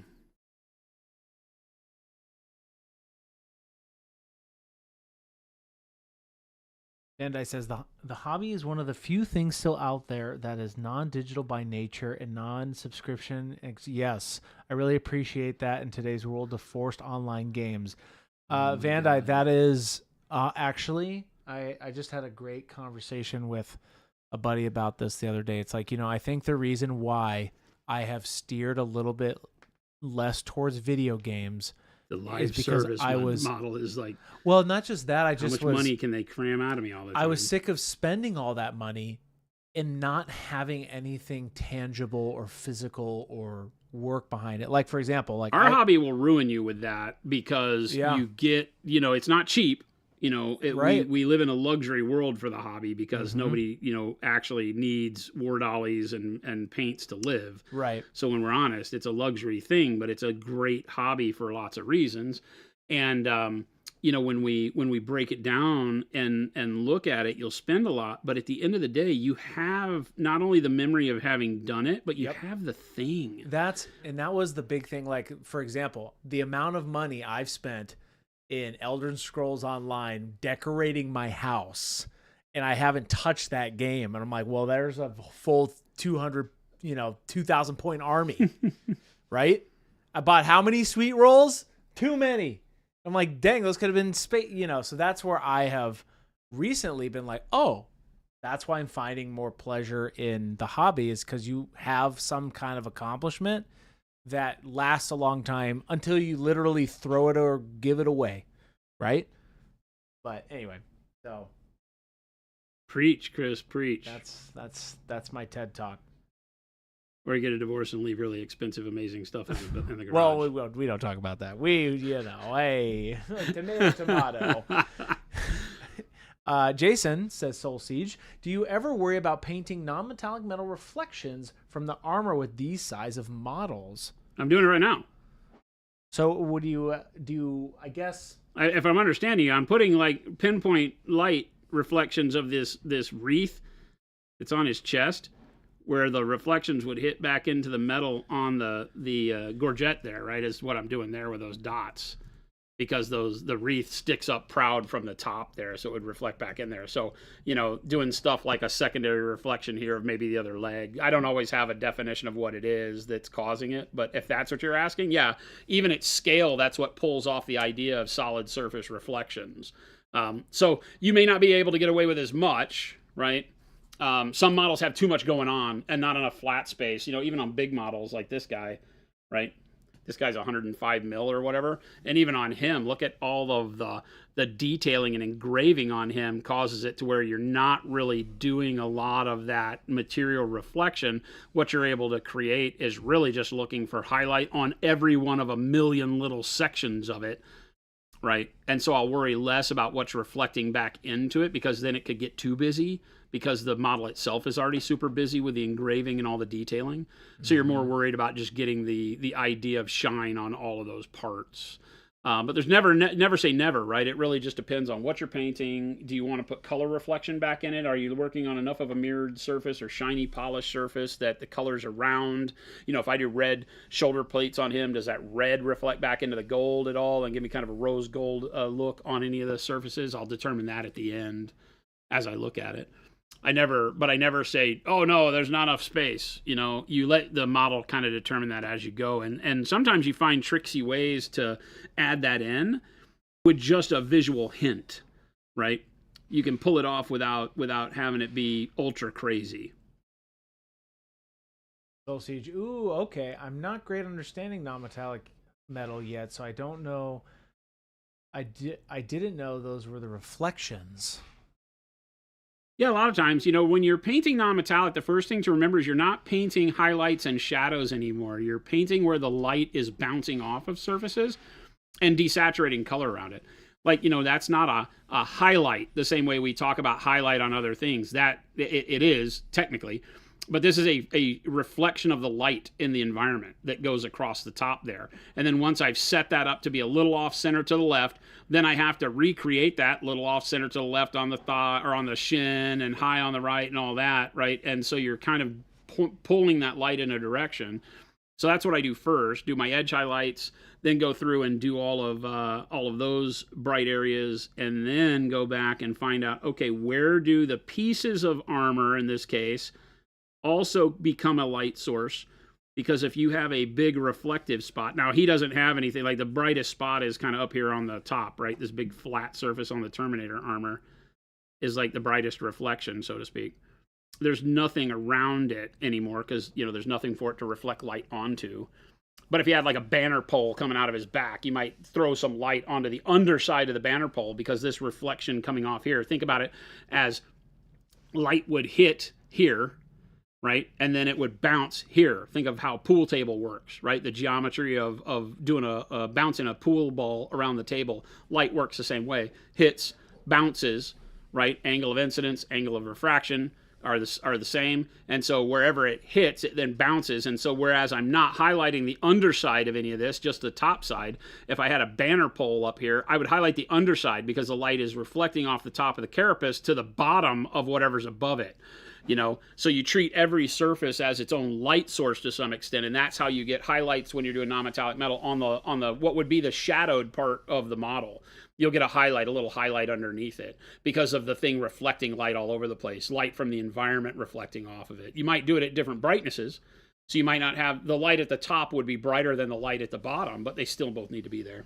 And that's where you really start to pull off what I call material identification. Your model starts to really look like it's made out of metal. Which is funny because this model is made out of metal. ADC Creation says, would you do sky in quotes and earth on something like this? I am not a fan of sky earth non-metallic metal. I know it was all the rage when like Confrontation first came out and people were showing off non-metallic metal on miniatures for the first time. Well, that's one of the big first times that it came out. In kind of the mid 90s or no, it was early 2000s, and Confrontation and all that became a really big painting style that people paid attention to. I'm not a fan. And the reason for that is that no metal really will get to a point where it allows you to be that mirrored of a surface. Yeah. Now, coloring can work. We talked about it on this armor that we did. You'd have to go back in the VOD and see at the point, because I was doing a lot of underpainting that had some green in the shadows and blues in the highlight. It was meant to be an underpaint so that when we got done with it, it had this kind of weird greenish magical steel look to it, not sky earth. But there was a point when painting this model, if you look at the VOD, that it looked like that. It had green at the bottom. We actually zoomed in and showed that my brushstroke direction made some of the green look like it was reflecting trees. Yeah. But color alone can give you the idea of the environment. So when we say sky earth, I don't like that it's always blue and green that people do. It doesn't make a lot of sense because the sky's not always that blue, especially when you're out at battle, or the trees aren't that green, right? Because when you have metal, even when it's polished to what we consider a air quotes mirror finish, you're not going to get true color representation in that reflection. You're just not. If the trees are green, you're going to get a almost blackish, grayish green reflection. It's just not going to reflect that much color. Metal has a grain to it. It's not a mirror that uses a chunk of glass, and that glass is literally smooth, right? And polished to a level where there isn't any grain to it. Metal at a microscopic level starts looking like an alien ant farm. It's crazy, peaks and valleys in it and stuff like that. So even when it's polished, it doesn't lay super flat because it is a grain. And so that means that you're not going to get perfect color reflection. That's the way my brain is tuned. So I don't like the way that looks. But can you? Yes. Right? You can add environmental color. If this guy were fighting in polished gold armor under a blood red sky, then you probably want to add kind of a reddish light to it, and sometimes that's really hard to pull off when you want to do a colored environment, like he's on some alien purple world where the whole world is this purple glow. Then color's not going to recreate the way that we're used to. So gold would not be gold. The gold would be this weird purpley greenish kind of color, because think about how the gold and the blues and the reds and the purple would act together to give you a color on the armor. It's like wearing a red shirt and red light. You don't know what color your shirt is. Yeah. So when you get into environmental coloring, you have to start remembering, like, how does that really work? How am I really trying to do that? So hey, speaking of great people, Metal God, 69 months. Wow, that is a long time. Housing looks really good. What are we talking about? Housing? Housing. I think that was a minute ago. I think he was talking about this, I believe. Oh, like the carapace. Yeah. The armor? Yep. Yeah, great explanation. All right. Hey, Jason, that was a great explanation, man. Why, thank you. Pleasure. Wasn't that? That was great. Great explanation, dude. Just great. What do you want, Chris? I don't want anything. You want me to paint a base green? It's not going to happen. I didn't say that. I didn't say that one bit. I know what's happening here. I know my limits. It might happen, chat. It might happen. This might happen. I know what's happening here, chat. I think we could do it. I think collectively, with me and maybe Panic Bomb, the only other person, I think we could do it. Maybe we get Gabe in here and see what Gabe says. Maybe? What if... He likes to keep... Oh! Dang. He might. We can bring him in here. So I'm adding what looks like a back edge to the hood. Not because there's a back edge, but because of the reflection of the carapace, the squared off carapace around it. You're adding a back edge? We'll see how I've done this line in the back. Makes it look like there's a back edge, but this is where the carapace line, this hard line here, would reflect into the top a little bit less over on this side because we're away from our light source on the right. Okay. Right. Nice. Okay, I see what you're saying now. Yeah. Is that a part of the sculpt? Yes, it is. Yeah. Or it's a hard line, I should say. It's so hard taking pictures of our models sometimes with our black primer because it's so matte that there's just zero light on it, right? 100%. So when I go to take it really makes everything else pop, which is awesome. But when I go to color correct or I'm doing anything with the colors or, editing a photo, I'm always like, I can't see the face. Let me increase the blacks or the shadows. And then the whole thing gets all messed up because I'm like, well, it's just pure goodness there. What are you going to do? Nothing. That's right. Talking to himself again, chat. Solitaire says, my wife's friend came by to tell us that her and her boyfriend were expecting twins. I said, nice. Finally, 2 babies with the same man. By the same man. I now know what this is, that this was not an appropriate response. Oh my gosh. Oh my gosh. That's hilarious. I'm hoping this story is not real. I'm hoping so. Half of me is hoping it's not real. And the other half is like, I hope this is real. I hope that it's not real. And then the other half is saying, well, maybe we could paint some green bases, maybe.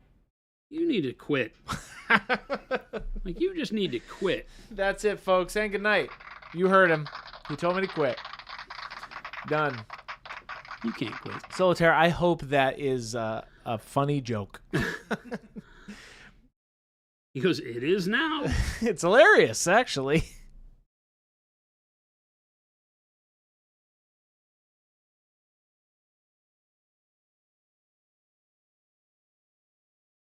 Tape gun noise. Philip, you're fired. Ryan, hop on the sticks and take over for Chris. Ryan has been a great addition to stream today. He's shadowing. He's seeing the process of which I capture content from Jason, and there are things that I need to pull out of Jason, right, to get him to say certain things. And you say it a couple times, and then we get that really good sassy bit, and I'm recording, and it's all good stuff, really. Ryan, if I ever wish one thing for you, oh my gosh, is to not learn that part of Chris. What are you talking about? That behavior is unacceptable. That's literally how we get content. It's literally the questions that I ask is what we pull it from. Oh, Ted Onions, that is not how I said it. And I'm going to die on that sword.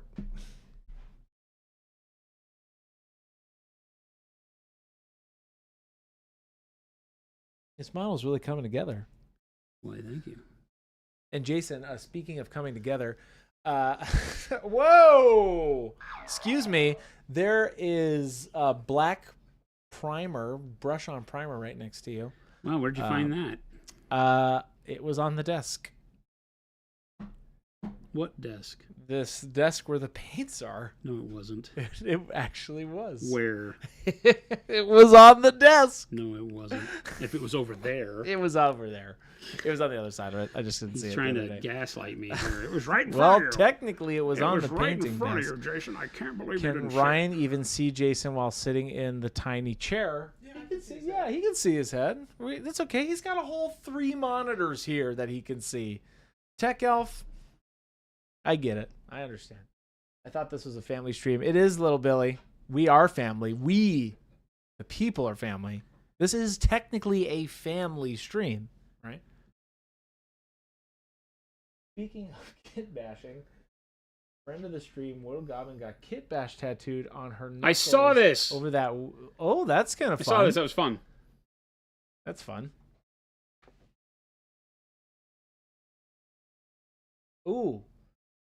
Armagard has a great question. Any advice on overcoming the perfectionist need to paint every model well instead of getting an army to a good enough quality? I feel threatened. No, I think this is just a legit question. I feel called out. I'm in this picture. No, and I think this. I am Gorlag. It's a great question because it is something that most of us face at one point in time or another, especially as you start to paint more and you feel like you're building a confidence and a level where, you've painted a character model and it's like, oh, heck, that's amazing. And your friends are telling you it's amazing and it looks great and you're proud to put it on the table. And then it causes you to raise your expectation for every time you touch a model with a brush. We all suffer from that. Every painter does. I don't care who it is. The most rarefied painters of the world feel the same way. They're like, okay, yeah, this is going to cause me a problem. They just don't know it yet, right? And so then painting armies becomes an issue. And a lot of times for me, that's the frustrating thing and why I don't play a lot of games. Because in order to put models on the table, I require them to be painted. I just can't play unpainted and feel good about it. Even in let's just throw down, Chris, let's just spend an hour playing whatever. Yeah. And I'm like, no, because I don't have a good enough army. Sure. And so I want to paint them. And then my problem is that I hold myself to that quality of painting that's fairly high, and I won't take no for an answer. So I'll play like armies that have like 5 or 6 models in them, because that's kind of the only time I'm willing to expend to paint a bunch of models that are the same color and blah, blah, blah. So I don't have big swaths of Space Marines anymore. But we did something where, it's been over a year now. I could say it's like a while back, but it's been a long while back, where we did a challenge where in 7 days I painted 2,000 points of Lumineth Realm Lords. Lumineth Realm Lords for a challenge that new guy Phil here asked me to do to play him in Age of Sigmar. And so I did that, and we did that on stream talking about, okay, if I had to do this, what would I do to create a level of quality I'm happy putting on the table, right? And so a lot of times what I talk about is find a way to do your standard starting process, right? So I think a lot of us don't think about the kind of the rudimentary processes that we use to paint. Like you base coat, then you put a mid-tone, then you start with a highlight, and then you put another highlight, and then you maybe do some glazing or a wash, and then you highlight back again, and then you do detail work. If you really were to write down the steps you take to paint your favorite model, you'll get a lot of steps. Here's a lot of back and forth, a lot of things I do. Maybe there's 50. Let's just pick a good number. Maybe you go through 50 steps that you've done on this model to get it done. What I suggest is that hold yourself to those same 50 steps and see which ones you can cut out to pick up speed, but that you can always go back and do at the end to pick up quality. Does that make sense? Because then it leaves you with the flexibility. You can put an army on the table quicker because I can base coat. I'll tell you this little secret. Here's a bit of wisdom from the man up high on the mountain, is that if you base your model completely, the basing is generally fairly easy to do. 3 colors, dry brush, wash, whatever you do on basing to get rocks to look like rocks. You can make it happen really quick. Base coat, mid-tone, quick pass of highlights and a wash on the model, and then finish the basing on all your models, and you'll be surprised at how good your army looks. Because the base makes it look like it's finished, right? Because it's almost in our head, it's almost psychosomatic because you're like, oh, I never do the base until the model's done. So if you do the base first, check it out, the model's done. It's not quite that easy, but you get my drift, right? So if you base early in the process, then your model feels more done, and you might find yourself like, oh, I can put a really quick coat of matte varnish on this, and I can go play at the store and feel good about it. And then I can come back and determine, oh, now I know what color I want to use for the cloaks. And so now you can paint more on it. And so I'm not afraid to say that an army can be in various states of done throughout its life and almost never get finished, but be playable the whole time. And I think that's kind of the way I treat it. And that's the way I wish more people treated it, because I think we'd play more games that way. Right? Does that make sense? That's That is a very good point. I like that. 3D resin printer question. What is the best printer to use for printing miniatures? I don't think I need a large build plate, but I do want to focus on quality. Nowadays, whatever one you want to afford. Legit, I can't tell you. Everybody's going to have, as many people as you ask are going to have different answers. People like Elegoo, people like, the Frozen. We have E-Packs and Frozen. No, we have I think we have Saturn 8K Mega or something like that in the production facility. We have 4 of these big, huge build plate things that are like 11-inch diagonal build plates, and they work great. They're like $1,400. It depends on what your budget is, right? You can buy like the Frozen Sonic Mini, we had for a deal that we gave away because we thought they were pretty good. If a small build plate like that works for you. I think nowadays it's really more about the resin you use. All the printers seem to work about the same. I think what you're worried about is like how long will it work before you have to replace lamps or readjust the build plate, or how well does it treat the FEP? What quality of FEP are you putting on it so you don't have to change that out every single time you print. The biggest thing is getting yourself a system set up and understand and practice doing your prints so that you're not finding failures all the time. Most of that is human error nowadays. The machines are, I think, less of the component of it. I don't know that I would go on Amazon and buy no-name brand printer. I would stick to the ones that have reviews and people know about them. Elegoo, Frozen, E-Packs, people like that, where you can actually get a hold of the company, not Zhongwu San 3D printer on Amazon for $50. I don't know that I would do that, but. Morning Tide. I really needed to hear that. Burned out of the moment, and that was inspiring as hell. Nice. Yeah, I get the same way. As a painter, I think we all do, right? I get to the point where I'm like, I really want to paint, but nothing inspires me to paint. That's usually a rule of cool thing. I'm just not finding anything that's super cool, or maybe I have something that's super cool that I started, but I don't want to finish it, I don't know how to describe that. Sometimes as an artist, I've always hated the finish line. I like running the race, but I don't like getting to the finish line. And I've learned to accept that and be like, I get to use the excuse that, oh, all I wanted to show you on this model was how to paint the sword. And now we have a half painted model, but the sword's done, because I can be like, ta-da, finished. Because that's all I wanted to do. You love the process. Yeah, because I'm looking, I treat my hobby as a way to paint as much stuff as I can. And it really is whatever speaks to me at the moment. Now, there's been times where it's like when I look at all these Space Marines on the desk, there was a time where the Indominus box set came out, and I said, you know what we're going to do? We're going to paint a Space Marine each week till we do these 5 Legions. And so we did. So for 5 weeks, we painted Space Marines, and in 5 days, I'd paint a Marine. And then the next one, I'd paint the next Marine. And we did Ultramarines and Imperial Fists and Dark Angels, Raven Guard, and White Scars is not up here. Oh, and Blood Angels. So, so we did 6? Yeah, 6. And through that process over 6 weeks, it was great. Had a lot of fun doing it. And it kept me inspired because it was like setting the finish line for myself and the concept we were trying to get across. And because it fit into the tutorial aspect of how we run the stream, that was really good. And it pushed me all the way to get it done. I think the White Scar was the one we did last, and we didn't finish the weapons on him. We got the white armor done and we're done. But there's times where I don't have to. So I feel like maybe get your brain set to where you're like, you don't feel like you have to finish a piece. Just grab something out of your pile of shame and say, I'm just going to work on this for now. I'm going to prime this, and I'm going to push myself to do a non-metallic sword, or I'm going to push myself to do a power sword effect on this Space Marine lieutenant, or whatever it is, and only worry about that. You might find yourself surprised that through that process, you really find your mojo to paint the whole model, to start a new army. I mean, hell, there's been more times than I can imagine where I've just said, I'm just going to paint this one army or this one model, and then I bought the whole army, and now I'm painting a whole army. So find it in the weirdest spots. Go listen to a book.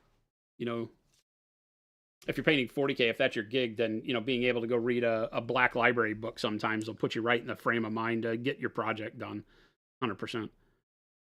Nice. All right, so there we got some basics for gold. I'm going to use that you said basics for gold. Yeah, I think we're gonna glaze, and I think Chris would like it. I'm gonna get some Pyro Orange and some yellow here. Oh, the heavy bodies. Yeah, with the heavy bodies. Nice. Because again, they really, really shine. They have a ton of uses, but they super shine if what you want to do is a quick glaze. And I'm thinking we can make kind of a neat warm yellow out of this that we'll be happy with. So we'll use these real quick.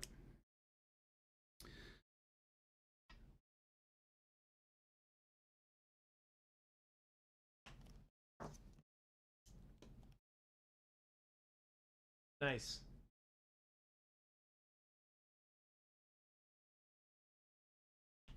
Sugar Rush, it was a ghost kill, the Tau ghost kill. He got it to a place where we did quite a bit on there, so you can check that out in the VOD. It's not here.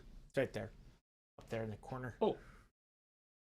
Yeah, like the ghost kill that we were doing. Like I didn't ever really set out to necessarily finish it, but all that was other than weathering in a base, this was really supposed to be just painting white armor. A viewer asked us if we'd ever painted Tau. So this was a way to get far enough down the road on some Tau to show how I would do it and make it fun. But also white armor is what Chris wanted. Armor. We wound up doing like a really cool on the yellow helmet, and then I also did some Wish.com non-metallic on the steel bits to show you how to do very quick non-metallic metal, right? So it's just something we burned through real quick to get it done. But the real goal was to do the white without, there's no white on that. That's the thing, is that we get a lot of questions about white, and so we're like, let's do some good white. All right, so I'm going to get a fairly wet brush. I'm going to pull out the yellow, a little touch of orange in it. I don't want too much orange. So it's going to be mostly yellow that I want here. I would pick warm yellow if I were doing this with our protocol colors. But for now, I'm just going to do this. And again, another brush load of water and get that really swimmingly light. And this is going to be what this does over our highlight, right? Nice. So that's going to be really nice. Right? So I'll get most of the paint off of there. Mm-hmm. And then we're just going to glaze that over the whole model. Shadows, reflections, highlights, everything, right? We just want to pull the whole model into this version of yellow. So the greens, the dark greens that are on there, everything, that pale yellow we just did, whole thing. And you'll notice that I will only have to do one coat of this, where if we were using the liquid acrylics, I would want to probably do 2, but this is going to nail it in 1. The heavy bodies just have so much pigment, but because they're already in the realm of translucence or semi-opacity, we'll call it, they play very, very well with giving you an easy, confident way to glaze and get a neat coloration going with little to no effort. You know, whenever I can glaze an entire model in a filter way like this to alter the color, and I can get away with doing that in one pass, that's just low-hanging fruit, man. That just is like a freebie. You can see immediately the effect it has.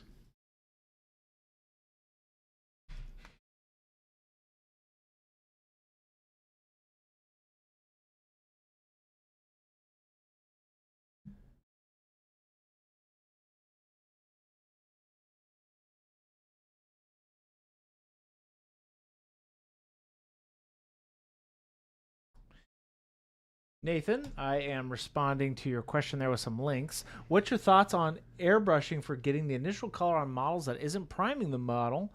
An example being red paint for some world eaters. Those links I put up are also great examples of that. There's a vehicle video that he did where he's just doing airbrushing and putting layers of paint with the airbrush and giving you that. Plus that VOD that I just linked to you is the Painting White 101 video where he's doing exactly that.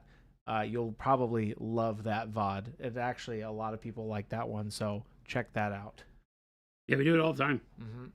That Tau Go Scale was all, the white armor was done 90.9% probably with airbrush. Yep. That link right there will show you the entire workup of white, essentially. Now, it's not going to show you all the details, but it's essentially the basing of white. Right, the concept is painting white, and it's in that VOD right there. Chocolate Andrew says, "Why not use transparent yellow?" We could. I'm showing off the heavy bodies right now. I could mix transparent yellow and transparent orange together right now as well. Ooh, that looks great. That's awesome though for glazing. Yeah, the heavy bodies just give me a much smoother application instantaneously with an easy way to get the coloring on there. The transparents, it's funny because if you're used to Pro Acryl, you're used to what we do, then you'll feel very familiar with glazing the transparents. Because we came out with the transparents, what they are is they are heavy-bodied acrylics already diluted. That's all the transparents are. Just straight up, honest, right? These paints that we are now selling in a tube are the transparents in their native form, right? Going back to the source, giving you all the pigment and without the dilution so that you can create them on your own if you need, paint with them however you like. But if you're used to the transparents, you'll notice that that's what makes them so strong, is that they are this kind of intensity just already in a bottle. And they are plastic bottles, or they're like acrylic. Mo's asking if they're made of plastic, the bottles. What's bottles? The heavy body acrylic. They're tubes. They're tubes. And they are plasticized aluminum. Yeah. Whatever that was what I was looking for. They're aluminum tubes that are plastic laminated, I guess is the right way to say it. So they're not just a cheap plastic tube. It's aluminum. It's like it's very high great. quality. I really love I'm very excited to get my own set of these and start diving in with them. They're super good. Roadside Miniature says, I'm contemplating making the bulk of my bladed weapons for Space Wolves be icy. What colors would you recommend for that kind of workup? Icy blades. It's funny, right? Because I still like colors like dark purple as a base. I think it always works really well. I know I'm a broken record, chat, so don't laugh at me, right? But the reality is I like dark purple as a base for that. And then working into blues, sky blues, white blue as a highlight is just great. But there's other coloring that you can do in that realm that makes it really, really nice and still keeps it cold. I think that the bear that we did recently is kind of one of the best. I used royal purple as a base on him, right? But you can imagine, on his weapon, it's just steel. But on his fur, the same color workup with the royal purple into, the dark gray blues, the blue transparent, the white blue. There's no white on him. There's a little bit of transparent white, right? But it gives a nice cold feel while not sacrificing too much color. We also use the magenta, the dark magenta watered down in between the rolls of fur to give it a little bit of life. I don't know that I would do the magenta on ice weapons, but all those blues I think would work really well because they still give the idea of cold. The purple gives it some depth. The royal purple or the dark purple still gives it some depth, but it just adds more interest than using grays and blues. It tends to look a little flat. So I like a little extra color to it. You know, the dark blues, the dark purples, things like that work really, really well. Watt says, I want icy blades. Have you ever considered non-metallic gold, Jason? Probably. No. You mean doing it? No. No, it's just he quoted it. Watt was making a joke. I get it. Like funny haha. Yeah. Have you ever considered non-metallic gold? Jason HB Craze. Why would you do icy blue when you could paint gold? Hey. You guys act like I paint everything non-metallic gold. Bud's asking, speaking of dark purple, welcome in, an ETA on the new primers? No. No ETA yet? No. We got some other things cooking, but they'll be soonish, I guess. I keep saying that, but I promise we haven't forgotten. No, because I'm sure you'd want to get... That'll just be what you do for the rest of eternity, is use that dark purple. Yeah. But if you want an example of that, you can go back in our VODs from last week. Well, like right here, we're using the dark green, yellow-green, you know. So dark camo green would be a great way to build up all of your golds when doing that elusive non-metallic gold that we never do. Jason. I'm not doing it. I've got some more work I want to do. And so you're going to have to just talk for a minute. You're going to have to talk for a minute. Jason, it's still 3 minutes. It's about time. It can be about time, but it's not about time, Jason. It is not time, though. It's about time. Being about time and time. Right, so here's bright pale yellow. I just want to show real quick when we go back over the top of this with the bright pale yellow to put the shine back on. This is what will bring back the reflection, because when we go through and we do the highlight covering with the glaze, we lose a lot of our shine. As you see, it becomes this dark yellow. But what it also does is give us a really nice fundamental, because that dark yellow sits along the edge. So it's like if it makes sense, it's a dark edge highlight. Yeah. So if you can pop in close, you'll see how now I'm able to get a blended edge. Oh, yeah. Right? See how this brightness on this corner comes out of the dark highlight that we did before, right? So it's not wasted. What it does is by filtering over the top of it with the yellow in this case, it gives me the ability to now, when I come back and just catch like the corner bright like this, that highlight blends back into the rest of the carapace, right? So very, very cool way to make sure that your highlights are given a lot of effort without having to spend hours on them. You'll start to learn that these types of tricks of the trade, so to speak, where you filter over your first highlight to give you a darker highlight, and then go back over it with either the same or brighter color that you did the initial time, now create a better feel for that shine, because I won't do the same whole edge. I'm just doing the area right here where like the brightness hits that T-bone, and that starts to create a really nice shine. And we'll start working on that more on Thursday, because I'm not here tomorrow. What? I'm not here tomorrow. What? You're going to leave us? I'm not here tomorrow. I know it sucks, but I'm not here tomorrow. I'm taking a day off. I'm not even afraid to admit it. I saw a calendar day on my calendar. I've probably taken 2 days off since I started this business, and I'm taking a day off. Nice. You can't stop me. I mean, you could, but... We're not going to stop you. Yeah, I'm taking a day off tomorrow, Chant. And I'm having lunch with a buddy of mine. Give him that water bottle. I do need to give him the damn water bottle, by the way. Thank you for reminding me that. Mo keeps asking, what's the other things cooking? Well, I can't tell you everything, Mo. That's right, Mo. You can't just copy and paste your question like a madman, especially about the things that are cooking, because you know what Jason will say. Low fees, you deserve a day off. Chris, can we have a guest streamer? We'll see. Ryan paints minis, don't you? Ryan's an award-winning painter. Ryan paints minis. Didn't you win something at Adepticon, Ryan? Path of the Worthy? I mean, that's a win. Yeah. He says, no, I got a silver. A golden demon? I got a golden tendy. Oh, a tendy? What's that? A golden tendy? Is that from Trapped Under Plastic? Were you wait? Were you up there on the live thing? Oh my gosh, I just listened to that the other day. That's dope. Good for you. That's fun. Miniac and Ninjon did their live thing at Adepticon for Trapped Under Plastic, and I will listen to it. And that was you up there on stage. Good for you. Awesome.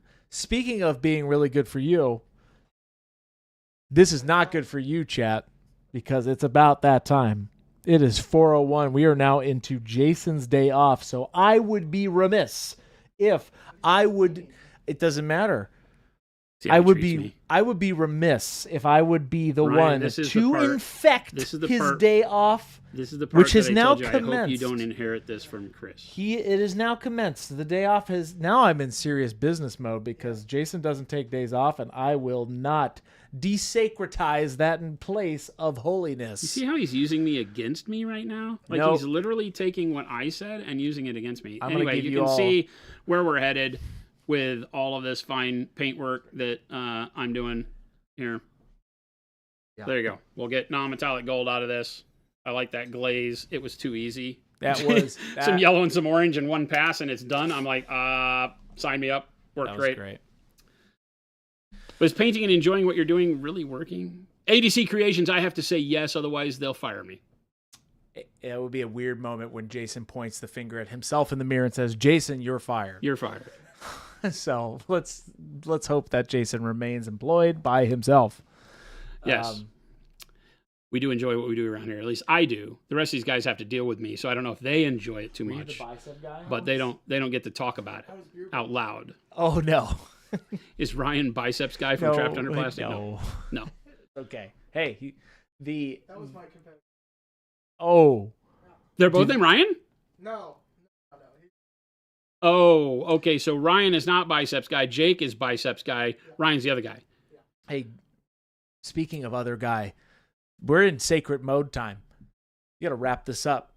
You know, some of us go back to our desks and do work right now, Chris, so it's not off. I'm not off. It's not my day off yet. AKA I do as well. But now it is technically it is your now day off. No, technically it's not. My day off is Wednesday. It's still Tuesday. Our company. It's still Tuesday according to my clock for 7 hours and 57 minutes. Goes from 8 a.m. to 4 p.m. Mountain Standard Time, Phoenix. In our bylaws. 7-hour day with a 1-hour paid lunch. Jason abides by these laws. Oh, no! There it is. It's Jason's day off. I'm sorry. In the stream with Chris being fired. Thank you so much, everybody, for hanging out. And Chris being an animal again. He just, That's right. When you thought differently, like something else was going to happen. Right. Right. Thank you so much, everybody. Love having you here. If you're new around here and you've not followed the stream yet, please do so. Hit the follow button on Twitch or the sub button if you're over on the YouTubes. We stream to both platforms simultaneously Monday through Friday from 2 p.m. to 4 p.m.